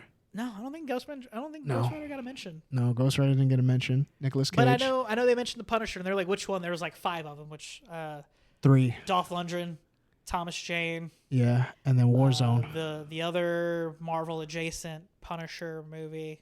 I seen that, so I don't remember. I just remember it was being shot and edited on Final Cut. I saw trailers for it. Never actually saw the movie. I only seen clips of the movie, but I don't remember him having like lines in that movie. I don't remember him saying anything. I just remember it was just like he's gonna come in and kick everybody's ass, blow shit up, shoot people. He punched the hole in a guy's face in that movie. That is the one thing that stuck out the most. Yeah, like he just turns a guy over, punches a hole in his face, and I was like, "What is going on?" Wow, and I was like teenager, like this is the greatest thing ever. Like. But I don't remember the story. I just remember all the action and the spectacle. No character development. Favorite things though in that scene before we move on is when Laura actually does come in because they're like, "Hey, how did we get here?" Because of course they fought till they were exhausted. Yeah. I like how she never really took her eyes off of Logan the whole time. Yeah. Because of course she's seeing flashbacks to her dad. Yeah. Which another really thing they didn't play up on this movie too much. They just mentioned, "Oh yeah, Logan died saving a girl." They was like, that's his daughter. Come on. They mentioned it throughout the whole Logan movie. It's his daughter. And this one, clearly she has those emotional attachments. But I think you don't want to mention a lot of that stuff because the movie was so damn good. Like, you want to take little elements and not like pick apart too much because then it takes away from that movie. Yeah, but of course, then again, this Logan's not her dad. So, but it's just like, but I just like it how she's looking at him the entire time, just like, it's my dad. Yeah. It's my dad, but it's not my dad, but like, I haven't seen him since he saved me. Yeah. And then of course, after we get that, we're like, you're all dead. They make the plan. We're gonna go storm. Yeah. The base. Giant the base for Giant Cassandra Man, and get out of here because the only way we can get out is through her, and we need Juggernaut's helmet. And Logan's that was the plan. The plan was to take Juggernaut's helmet to put it on her head and kill her. Yeah, and we're all, you're all gonna die. Don't worry about it. He got Johnny killed. It's like I never met this Johnny fellow, but I think he was. He was a great guy. Which comes back around a little later. Yeah, in of the course. movie. And we were talking about we mentioned earlier, like what did he do that was so bad? And of course, the next scene, he's out there by the campfire drinking, and Laura joins him, and she's like, "You remind me of him, drinking." Angry, distant. Yeah. It's like the thing about it, I was like, yeah, that week she spent with her dad. It's like, yeah, he was angry, drinking, distant. It's just I don't like you. I don't like anyone. Go away. And then of course, he tells a story about how he didn't want to be a part of the team, but he did. But he didn't want to let them know. Yeah. And they all died. The humans came, and they killed them all. Yeah. Which. I think, and he went on a rampage and killed, and he didn't stop. But I think that was kind of a tease to Old Man Logan. Yeah, that backstory of like how he was. Of course, that Logan was hypnotized or like brainwashed into thinking they're all the villains, and he killed all Mysterio, his team. Right? Or someone. It was Mysterio. Mysterio, and then made him think that the X-Men were all villains, so he killed them all. Yeah. So which I thought we were gonna go that route with this. Is like I was brainwashed and not. Really, the humans came, which they must have had some powerful weapons if they're going to kill off the entire X-Men team. It could be, I don't know, the Sentinels. Like, true. It could have been the timeline where the Sentinels were affected, like the original one from Days of Future Past. Right. Maybe it could have been a spinoff of those Sentinels that were perfected by Bolivar Trask. Yeah. It could have been that one. The theories are endless. I mean, that's the joy of these films. Is like they leave enough for you to make your own interpretations. Right, another great thing, which also about the Logan movie, because it's like how did all the X-Men die? We don't really know. We just know Charles had a aneurysm, or not an aneurysm, a seizure. Yeah, killed him, or And Logan was the only one who, because he had him we in didn't that. really spend a lot of time on that. So like, I agree with that. Yeah, it could be. We get that little, just enough to be like, all right, I'm intrigued, but like, don't give it all away. But of course that gives Hugh Jackman an arc for his character. Yeah, to bring him back for this quick arc as a different Wolverine, because how are we gonna respect Logan dying? Yeah, everybody. So they go back. Of course, And there's the big fight. Now you get all of these. Well, she's like, well, we can't do this without you, so we need you. And he's like, I'm not the guy. She's like, you never were. Yeah. That's a great part, right? That's a great line right there. That was a nice line. You never were. In any movie, it was like that. It was Yeah. like, he's trying to. Especially in Logan. Hold himself back, but he ends up, being the hero. The anti-hero to the cliche stories. And we get to the big fight, and they're on their way there. Of course, they take the Blade takes the bazooka. Yeah. That was the Punisher's. And he drops that quip. There's only one Blade, and there's only going to be one Blade. Oh yeah. Which, I'm sorry, you're wrong, Wesley Snipes. There is more than one Blade. Yeah. Sticky Fingers is alive and Sticky kicking Fingers somewhere, from Onyx. sir. That would have been hysterical. Could you imagine if they paid Terry Cruz's Blade and I beg your pardon, sir? Terry Cruz's Blade and Ultimate Spider-Man anime and the animation. Okay. Yeah, the animated show. Yeah, he voiced Blade. Okay. But that's still you gotta count that. Could you imagine Terry Crews though in like live action wearing leather and that'd be awesome. That'd have been badass. But Sticky Fingers, I think if they really wanted to make some meta humor, they would have put Sticky Fingers in the void. Sticky Fingers as Blade. Only one Blade, and then you had like Deadpool like look to the hard cam like right. That Office look like. Of course. Stare right into the hard cam. That meta humor again because Marvel has not yet cracked the code on a Blade movie, and Mahershala Ali was like, "No, we're gonna get this right." Well, I think at the end of Eternals. He was voiced. His voice is in there. They say that was Blade who stops Jon Snow from grabbing the sword, and he's like, I wouldn't do that if I were you. Right. So hopefully we go back to that, and I think that'll be something really cool. Movie's been in development. They've gone through like 4 or 5 different directors and writers at this point to try to get it. I can imagine what the process has got to be. I can only imagine how frustrated Mahershala Ali might be. Yeah. Because he ain't getting any younger. I think he's in his mid 40s. No. It'd be interesting, but we've got that time. But yeah, that big fight.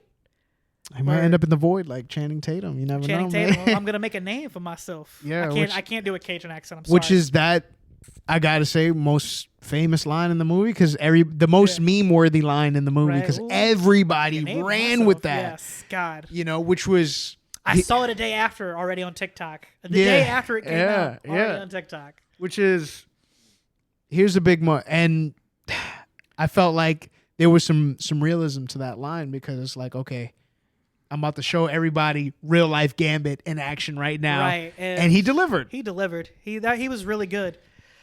He's good that nobody thought about the other Gambit in X-Men Origins. Gambit was in that movie. Yeah. He was the one who saves him from the falling. Yeah. Was that who played nuclear? Was that Taylor Kitsch who played Gambit? I gotta see. I remember that Gambit. I hated that Gambit. I did not. He was not cool. He was not cool. He had no accent. He didn't even try to do a Cajun accent. Which on one hand I don't blame him because most of the time people just sound terrible trying to do the accent. Yep. Taylor Kitsch was he? Was he in another? Remy LeBeau. That was him. Was he in another comic book movie? John Carter, Battleships. So. But yeah, maybe Gambit was a sign of things to come for him and his Channing Tatum franchise, but is now the Gambit because the original one, he wasn't cool enough. He killed it in that fight scene. Yeah. That dance background really came to play. I like the that. Cards and like that. Well. And now I guess the test footage is.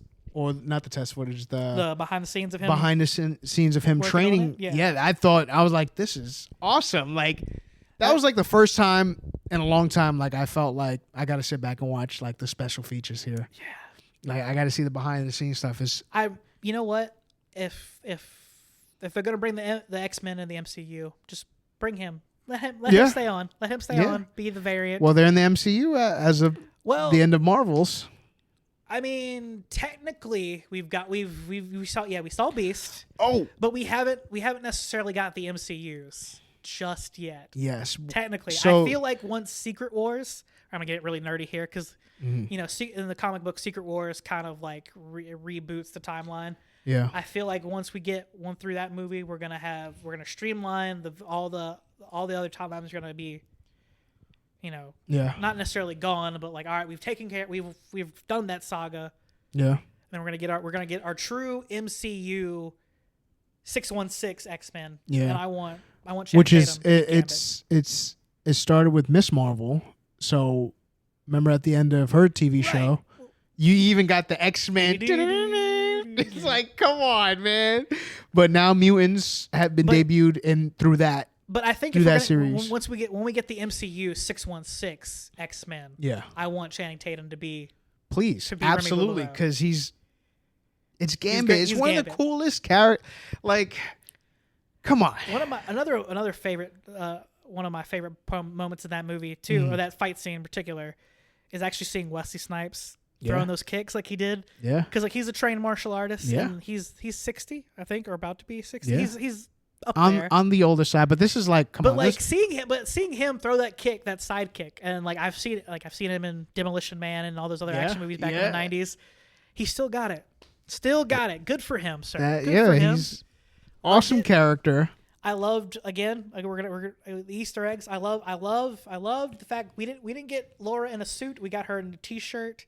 Yeah. And the sunglasses, which I kind of throwback to Logan, which is in that moment I was like, because if she was in a suit, like I don't think I would have processed that. Like the character wouldn't have a suit, because of the story they told. Like they rebooted, like she led the New Mutants. Like I don't think that quickly they're gonna be the new X-Men, Right. And of course we don't know. We don't know when she got pruned either. Yeah, true. Wouldn't that be hilarious if they could somehow do it? They could do a flashback scene where like there's the kids and like there's Laura and she just gets pruned. Yeah, that'll be sick. Like really to get all those characters pruned. But she's like she was 12 then. Like the actress was 12. She's 20 now. I'm sure you can find some little girl to stand in, but that'd be hilarious just to see Paradox go back and prune him. But no, that fight was epic. Seeing all them do it. Elektra, she still got it. Apparently, her behind the scenes of her practicing with the size, was really dope. Nice. I got to go back and watch it. Like I didn't go to theaters to see that. You didn't go to theaters to see did you pirate Deadpool and Wolverine? No. I was talking about Elektra. Kevin Feige. No. I'll give you his address. Listen, you can storm the palace. Fun. So how I ended up in the movies, I was actually going to New York that day. It was that Thursday, and I was like, man, I really want to see this movie. My flight got delayed, so I left work probably like a couple hours early. And I was like, the earliest showing was 3:00. My flight was at 7, so I was like, I'll probably watch half the movie just so I can get like know a little bit of what's going on, and then I'll just watch it when I come back. I'll sit through the whole movie. I'm sitting through the movie. 5:00 comes around, my flight gets delayed to 8:00. I'm like, I'm watching this whole movie. This is the Marvel gods at work right now. So I watched that whole movie and then left straight out of there, went to the airport. Made it just in time. Hell yeah. That was I was like, oh please. It was getting good too. I'm like, fuck, I don't want to leave right now because it's getting, and it was right around when the other guys came in. When the others walked in, when they had that whole walk-in scene, I'm like, man, so I gotta go. You didn't miss that fight. No, I didn't. It was a great fight, and then they do the deal with the Juggernaut helmet. Big fight from everybody. Everybody got all their classic moves in, their characters moves in, and then of course Gambit, superstar Gambit, strap him up, world champ. Great fitting end for those characters, so to speak. Yes. Yeah. Let's go out in the blaze of glory. Blaze of glory. Which. I'll jump, but at the end you see Laura with Logan, so maybe those characters are still alive. Yeah, yeah, it's true. Yeah, because if Laura got out of the void, actually, we'll get to that. We'll get to that when we get to that part, because that just reminded me of something that happened later on. But yes, they fight the big fight, and Wolverine and Logan, or no, Wolverine and Deadpool get up there and fight Cassandra Nova. Yeah. and they get the helmet on her, and then but it's Toad. I like how Toad shoots her. Yeah. And then he tries to monologue and like Pyro Does comes he Toad? in. I mean Pyro. Pyro was the one. Pyro is the one. My bad. Pyro shoots because he has a deal with TVA. Mr. Paradox. Yep. And now we find out they're the bad guys. I love too like he gets punched and like not everyone gets the monologue. Yeah. Oh yeah. Because practically half of them got a monologue and no, not all Pyro. Not Pyro. Which I'm gonna be honest too. It took me a second to realize that was the Pyro from the actual, which was 20-year difference now. Yeah, true. it's 20-year difference. So Long hair. Because he was still in that like early 20s when that, which is, and that was X2, right? And then he was the first one because he was friends with Iceman. Iceman. Yeah, and then that was a cool turn and that cool fight at the end of X United when they all fought on the island there. I forgot what island, what was it called? It was housing that one mutant kid. But I see what the you're Cure. saying there. Yeah. But yeah, cut him right I was off. surprised though that he was the one. I mean, I shouldn't have been surprised, but in the moment where you're so wrapped up in the action that he shoots her, Yeah. and they're like, "What do we do?" Yeah. Because it's like we can't take the helmet off, but she's dying. So like, and then of course, she's like, "I got this wizard dude was in here, the void. I got this." The what do you call it? The Marvel sparkle circle thingy. Yeah. Which is now, you know what? That's canon. Shout out to Doctor Strange. He opened up the multiverse, man. Him and Spider-Man really opened up the genre of the multiverse. Gosh, that's true. But yeah, that was funny seeing that. And then of course, we get to the next. They go back. Where did they go back? Is it technically go back? They go back to the six to the. No, he was. Paradox was in the Fox universe. Yes, Fox universe. He was there with Fox universe, the Time Ripper. Yeah. They get there, and it's funny because you think, all right, Cassandra Nova's done here. They've done this task. Yeah. It's like, no, okay, he came to kill me. Yeah. Uh-huh. All right, so I'm gonna fuck up his plans. Yeah, exactly. Now. And then the way to go, the Fox universe. So, if you remember. So this is just fan theory, but if you remember the first season of Loki, remember they couldn't find Sylvia because she was hiding in universes that ended. Right.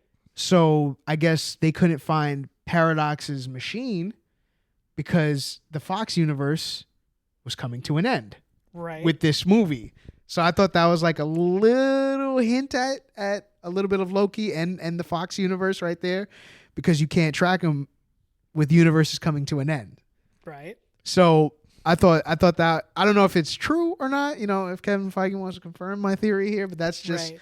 that's Kevin, if you're listening to Vegas World. Which I know he is. Yes, of course. You're totally our biggest fan. Like, come on, bro. We get it. Don't be a mark. We're going to get.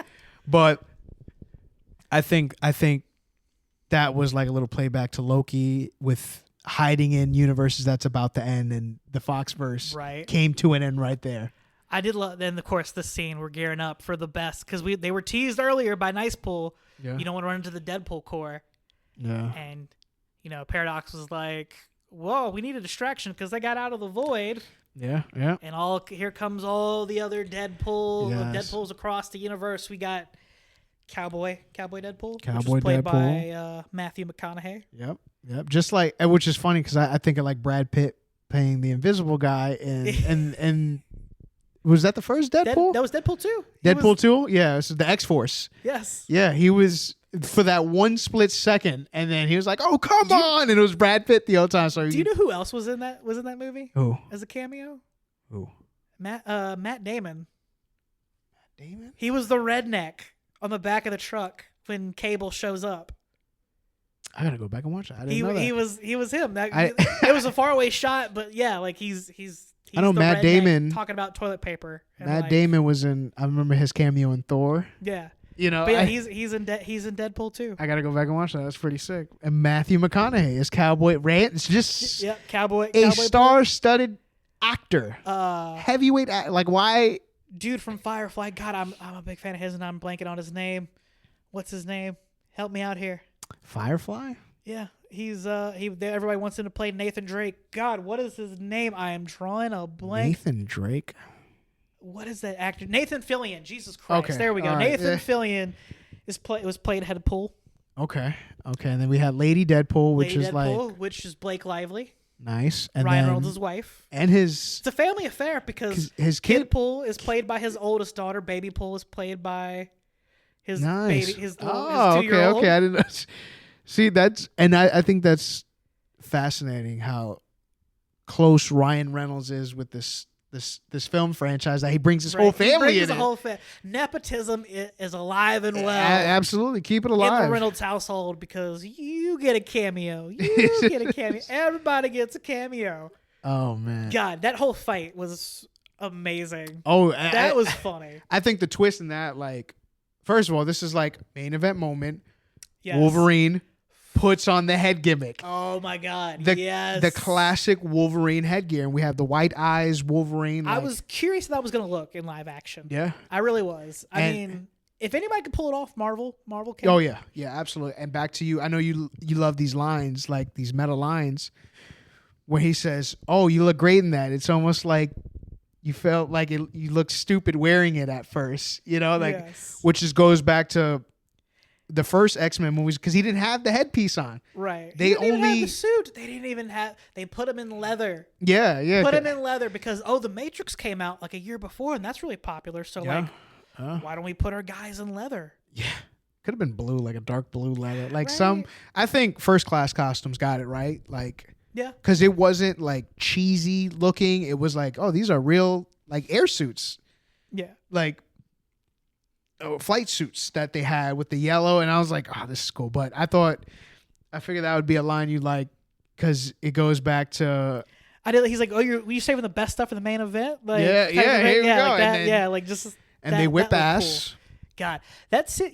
Like the way the camera was positioned. Yeah. It felt like that corridor scene in Old Boy when they were fighting. Yeah. To me, that's what it felt like. It was just the more comical. Yeah. And then version of that. The twist right there is they all regenerate. Oh, nice pull. No, nice pull doesn't regenerate though. No, yeah. Well, his head.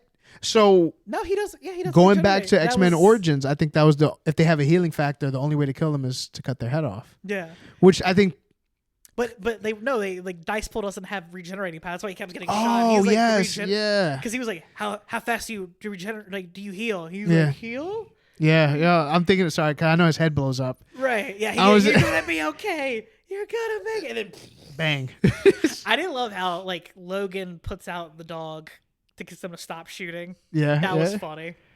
I get to kill 100 U's. I'm in. Yeah, and then they all regenerate, and that was like, God, that was funny. Yeah, because it's like that's a great twist. That was funny. It's like, oh man, I thought we were gonna get another like 15, 20 minutes of that. Actually, for me, I'd have been for it. Really, honestly, that'd have been funny. Like, it'd have been funnier if the Deadpool's got the better of them for a little while, and then you see Logan go in the berserker rage. Yeah, like, just finally cut through. But we got Pete. We got Peter Pool. We got Pete coming in, and he is the guy in every Deadpool universe that they all love. They all have a Peter. Yeah, they all have a Peter, and it's such a way to like. How would you stop that? How else would you stop that scene? Right. Like, because they regenerate and they all kick ass, so they can only fight so long. That's a great way to do it. Peter Pool. God, that guy. That's funny. He had the Prince Albert going in that suit too. Yeah, you didn't notice? Yeah. Oh man. That was funny. So he goes down to the machine. Oh, we don't get there yet. Paradox is all like, it's too late. Only one of you can. You gotta go down there and. Now the sacrifice. Negative energy, positive energy. Yeah, the sacrifice, and it's like Logan's like, "Let me do it. I got nothing." Yeah. They both have none, and it goes back like, you got your friends, and then he's like, "No, I'm gonna." Sacrifice. Like Infinity Wars, like with Romanoff and Hawkeye when they were fighting to to sacrifice. It was like something like that almost.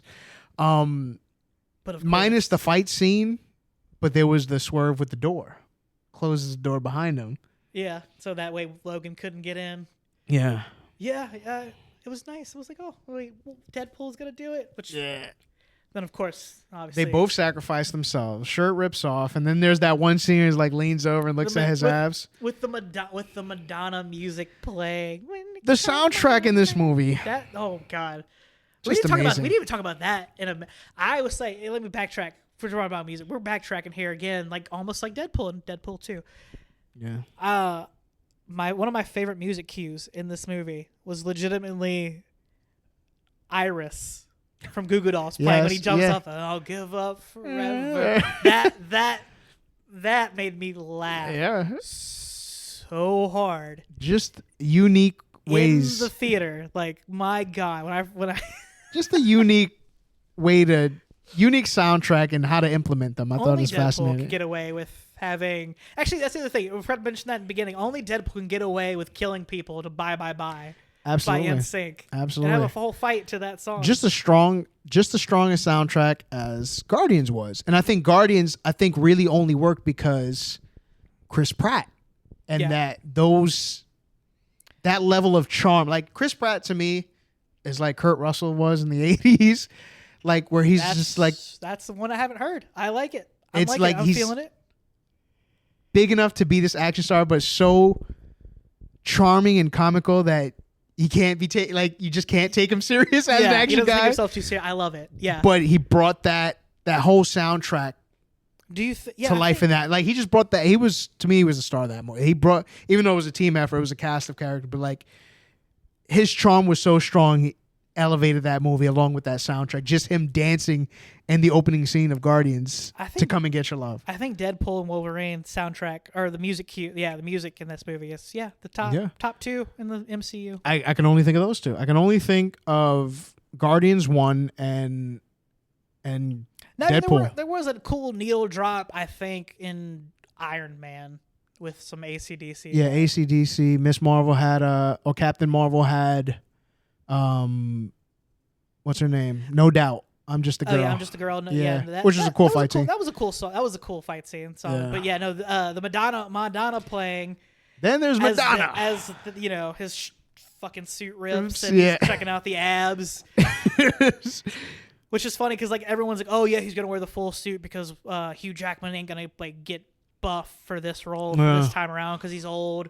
I think he was also battling skin cancer too. Really, I didn't know that. Oh man, I'm pretty sure that was what the thing I've heard. He said he's got like skin cancer. I think it's in remission though, but but still, like point, that's But he to look that good. Yes, and I'm confident. I don't think that was all CGI.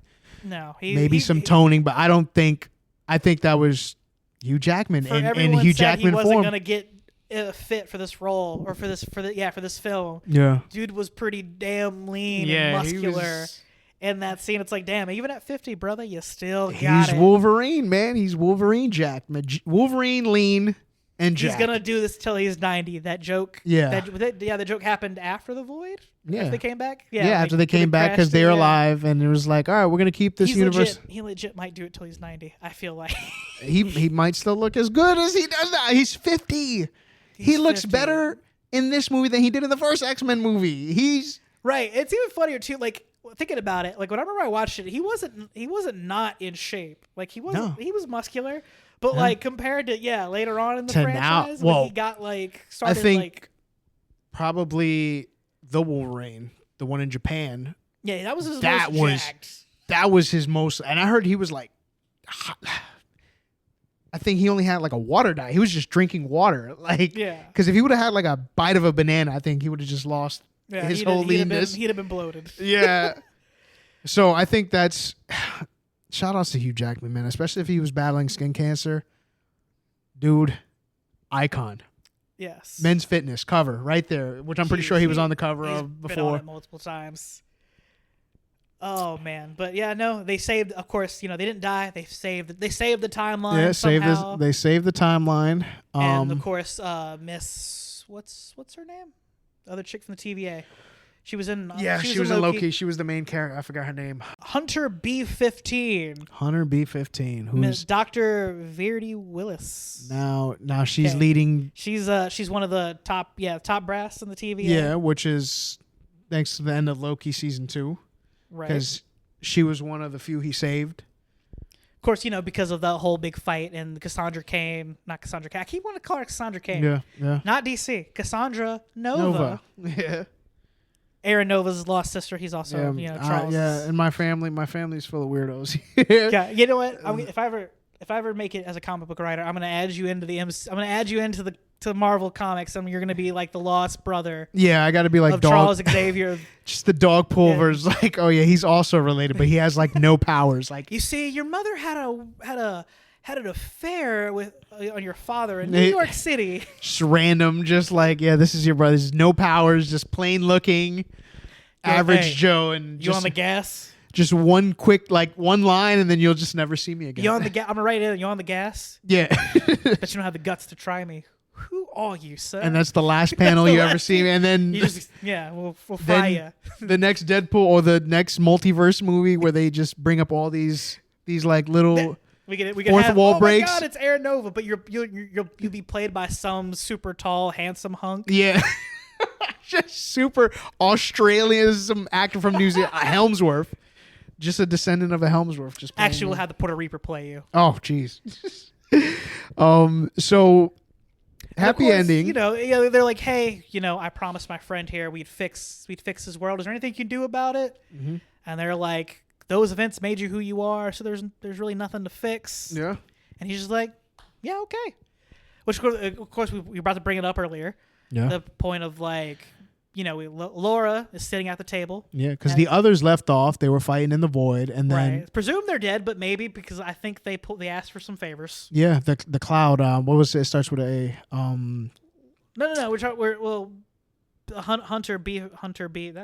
Brings them. So Laura's at the table. But I know. But assuming the others were dead because of the fog dragon. Yeah, Goliath, right? Goliath, yes. Goliath. No, yeah, Goliath is Goliath with an A. Goliath.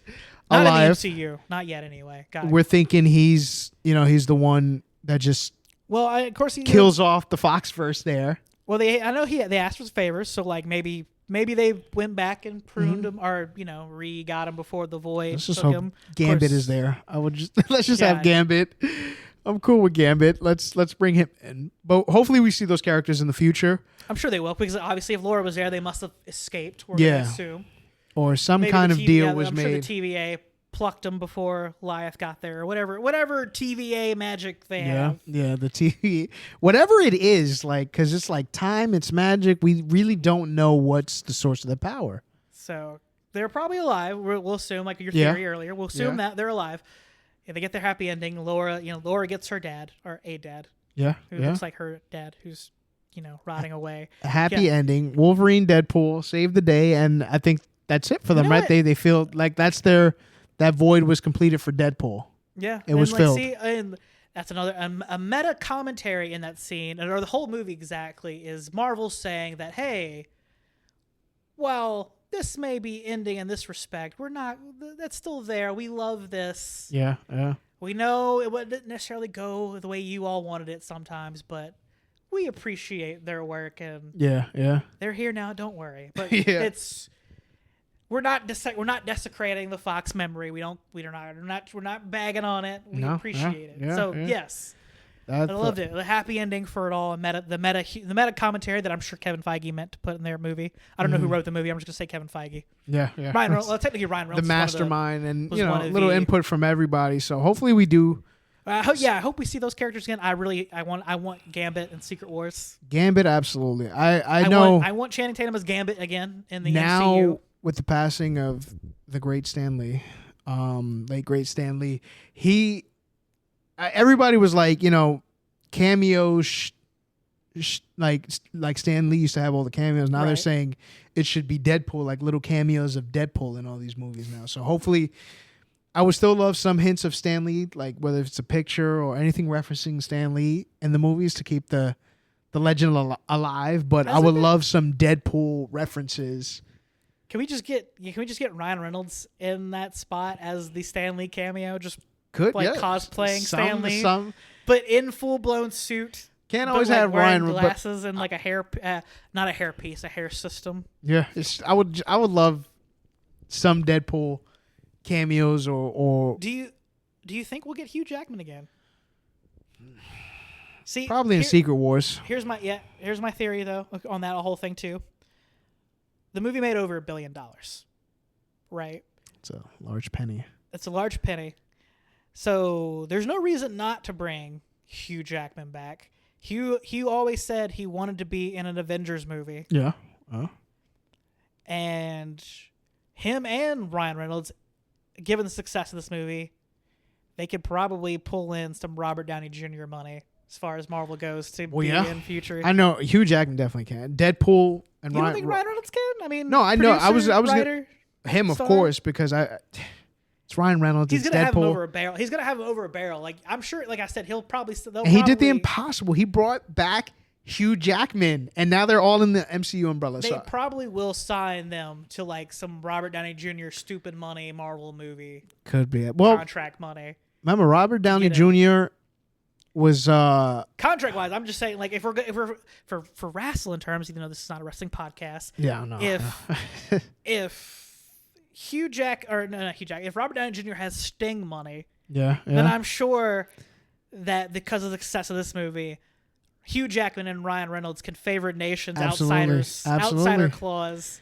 Get some serious, especially if they brought in Chris Evans too. So it's just like Robert Downey Jr. I know that's the franchise guy. Yeah, so that is the MCU. I want to see Hugh Jackman play off of Captain Hugh America. Jackman and Tom Holland would be. God, that'd be so funny. The possibilities are endless. You know, does it call for it? Yes, it does. You could just anything could be, even if it's 2 seconds, because that's one thing we never got was the Spider-Man and Wolverine crossover. We'll get a little joke about that, I'm sure, in Secret Wars. Yeah, and they have to allude to it because it's just like it's a piece of history. Do you think we can get Deadpool in the other movies, even before Secret Wars? So there's no more Guardians. I felt like he would have been perfect in Guardians. Oh my god. Maybe with Thor, like in that. See, Chris Hemsworth said if he's going to do another Thor movie, he wants it to be serious. Yeah. He wants to go back to the tone of the first two. Yeah. Which is crazy because people say they didn't like the second one.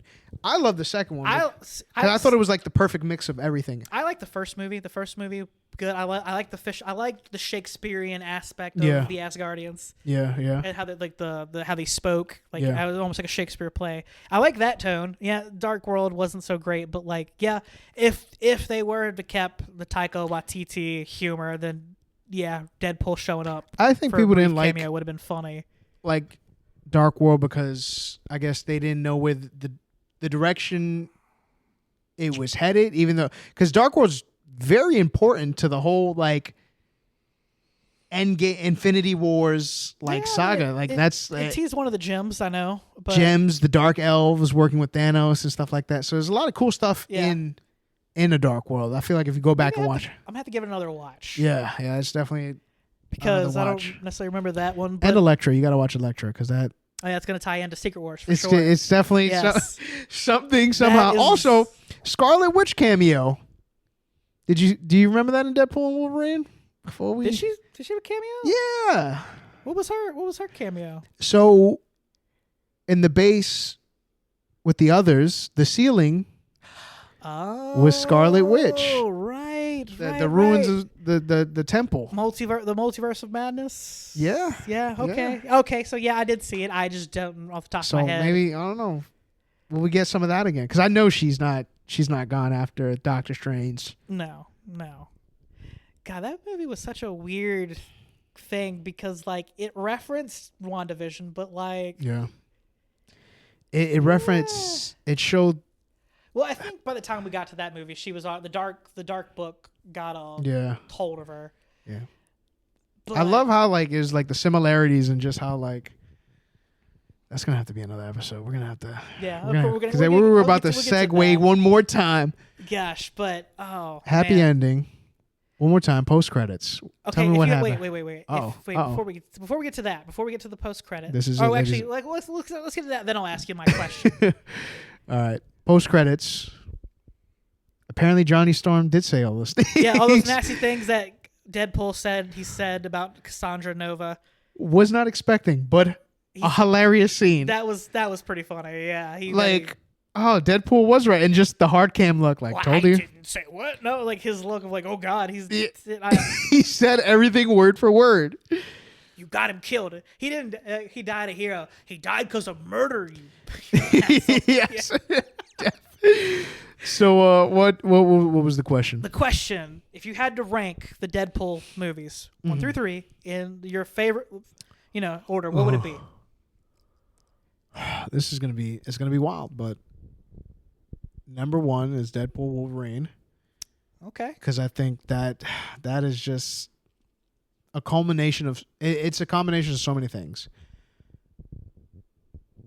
Deadpool 2, number 2, and then Deadpool 1, number 3. Like I loved how like each movie was better than the last.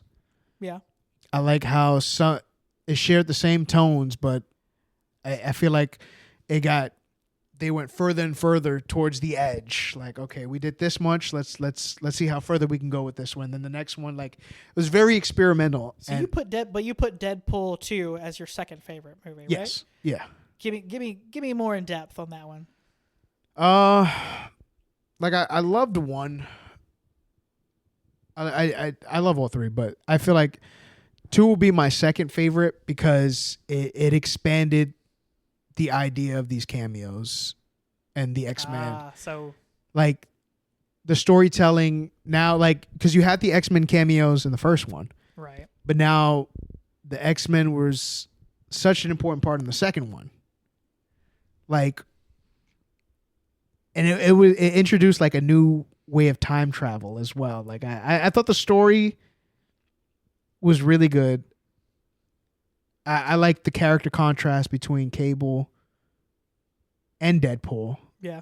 And then you had Juggernaut. You had the story with the kid. It was like a lot.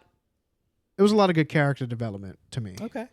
That's what I liked about it, as well as the cameos, because that was at the height of the MCU. Are you a Cable guy? No. Okay. But did you know that Randy Orton auditioned to play Cable in that movie? No, I did not. I found that out recently. That's a lot of wrestlers in the auditioning for I don't get X-Men roles. I'm trying. Wrestlers are the perfect superheroes. True. Oh, I'm trying to picture him playing Cable. That'd have been interesting. The only way I can reference it is think back to Randy Orton and his tag team with Matt Riddle. Okay. Just polar opposite personalities. Yeah. And how they coexist.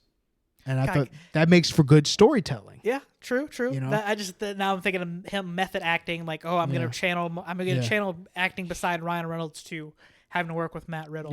Yeah. I just, but Deadpool 2, I love I said cameos, but I really meant like the fourth wall breaking and just the storytelling within the movie. Like, you felt it had more maturity, more depth. It gave maturity to the Deadpool character.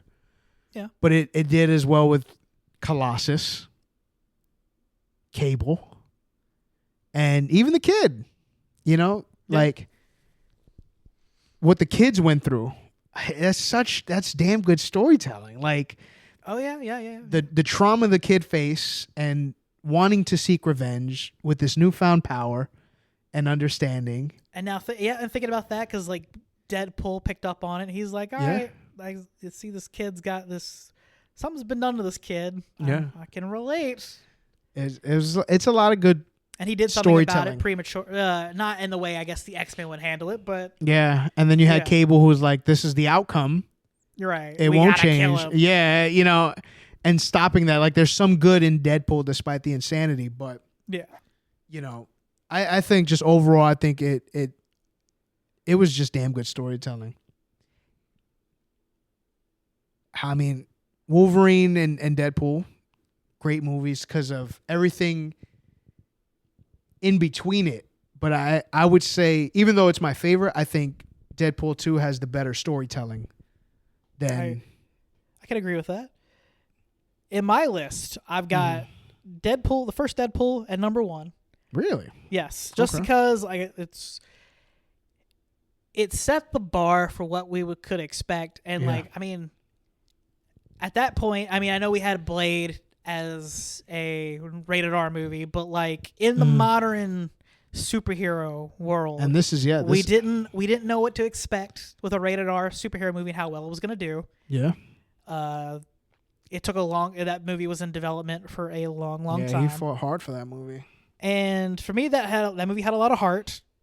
Like, besides him being the fourth wall breaky guy, like real character development, him and Vanessa and that love. Yeah. And him trying to like, I gotta fix myself and get back to her. Like, I liked that. That was really good. Yeah. I felt that was a really good story. My number 2 is gonna be Deadpool and Wolverine. Mm-hmm. Number 3 is going to be obviously Deadpool 2. But while Deadpool 2 had the better story than Deadpool and Wolverine, I feel that Deadpool and Wolverine has more replay value. Yes. For me. Because it's 20 years of Fox and the original superhero movies. Well, yeah, while it's not to say that this movie had a bad story. Yeah. For me the selling point was the humor, the callbacks, and just the buddy cop dynamic, of Hugh Jackman and Ryan Reynolds playing off of each other. Absolutely, so fantastic. Like, that's I need them to do more. Yeah, I need more Deadpool and Wolverine sequels. I need a whole new trilogy. Actually, I mean, they did say Ryan Reynolds made the joke he's going to do this till he's 90. Till he's 90. And same with Robert Downey Jr. now, apparently. Yeah, which is so funny. That weekend it came off of that movie was such a the weekend was such a high. It's like, oh man, Deadpool and Wolverine was so good. It's so great. It's doing good business. Mm-hmm. Down the street at Comic-Con, they're like, here's Doom, and everyone's like, it's Ryan Reynolds. Oh my god! But then wait a minute. It's like, wait a minute. No, yeah. Why are we going back to the well? Yeah. Why we like he died. He died for our sins. So with the growth of variants and alter egos and alternate universes, I had this theory saved for another recording I was doing, but I'm gonna spill it here too. I'm gonna drop it on you. All right. You now. While they did announce that he is Doctor Doom and the whole variants thing, I believe that this is going to be an MCU take on Doom bots. I say that because everyone keeps talking about Mads Mikkelsen is in talks with Marvel to play in a movie. My theory is that while Doomsday is going to have Robert Downey Jr. playing Dr. Doom, Victor Von Doom, it could go, like I said, he's a Doom bot. We'll say I'm putting Doom bot in quotations because, yes, I know in the comics the Doom bots are like a 1-to-1 recreation of Dr. Doom. However, this could be a ploy by the real Doom. I'm going to send this variant, Dr. Doom. I'm going to have him assume the name Dr. Doom, blah, blah, blah, fight them. I'm going to watch, strategize. And then in Secret Wars, we're going to find out that the real Doctor Doom is Mads Mikkelsen. And then it's going to be, then we're going to get to the real Doom and the real saga with Doom. That's how I feel that's going to go. That's going to be that's a fascinating take. I would like that. Again, it's not a 1-to-1 creation of the MC, of how comic books does Doom bots, but I feel that would be a cool way. Marvel, obviously, they've been in a slump. We can all agree. Yeah. The Marvels, as I like the Marvels personally, didn't do that well. The Eternals was lukewarm. Yeah, they were experimenting. Loki was good, but Loki was the saving grace. But it was Tom Hiddleston. It's been up and down. Yeah. So they wanted to they needed to replace Kang the Conqueror. That Jonathan Majors obviously got fired for sucks. Those charges. I enjoyed the Kang character. He's Jonathan Majors is such a great actor. I understand why they did it in some aspects. I mean, we can argue the minutia of it in a different way, a different time. Yeah, we can leave that up for opinion, but right. But for them, they needed a couple of wins or a couple of opinion changing. What do you do? Did he not have a professional wrestling entrance if you ever saw one? Absolutely. That was fantastic. I mean, all the dooms putting his arms out like he did in the first movie. So what happens when business is down? You go to your top draw. You go to your top guy, and you bring him back for one more spin to try to elevate as well as introduce a new wave of characters. So that's my theory on him. Yeah. On that, I feel like that's gonna set up for that in the future. I feel like if it's my choice, Mads Mikkelsen would be Doom, or we could find somebody. Yeah, it could be. There's surely billions of actors that could. Robert Downey Jr. is a fantastic actor. I know he's gonna kill it, but that's just my theory. I don't know if you have your take on it or. I have many theories, but I think the important thing is I'm excited for superhero movies again. This is the same feeling I got 10 years ago. When we were in the first phase going through each movie. So let's just see how it plays out, man. I'm excited.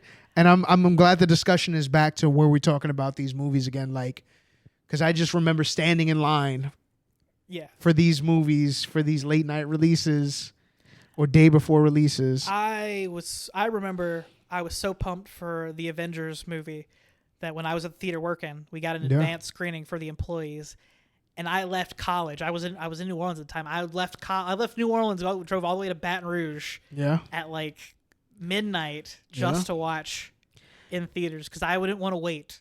Same. I remember watching the first showing, and then I remember having to be up. It was a late movie, and I had to be up at 4 a.m. the next day. I had to clock into work at 4 a.m, so I had to get up earlier, probably like 3 o'clock. Man, it was such a fun time. It was worth it. I mean, I'm pretty sure the next day sucked, but I remember the first Avengers movie, just watching it on bootleg movie websites over and over, and just watching just the last hour and just how the excitement of all these heroes are finally on the big screen at once in the big fight scene, the New York City, the big flying fish thing that comes that Hulk punches. Like, I'm glad that, like, I remember how I felt in that place and time, and like watching Deadpool and Wolverine, it's just like, I kind of feel like that again. Like, we got a little bit of old, but we got a lot of what's new. This definitely got me excited again for Marvel movies. That was like, I will second that. Like, I left the theater being like, I can't wait for what's next. I want to see more Hugh and Ryan Reynolds in the MCU. I want to see them back. I feel like I'm guaranteeing they're gonna be in Secret Wars. They gotta be. The money's there. We'll see. We will see. We need Hugh. We need Hugh opposite Tom Hiddleston. Yeah. And that dynamic, because who want meek funny Peter Parker like getting a death stare from Wolverine. The possibilities are endless, and I'm glad like people are talking about it again and having that imagination brought in again with this one movie. Like, this was a fun movie. I guarantee once it comes out on like Blu-ray streaming, I'm gonna watch it. Oh, absolutely. A lot.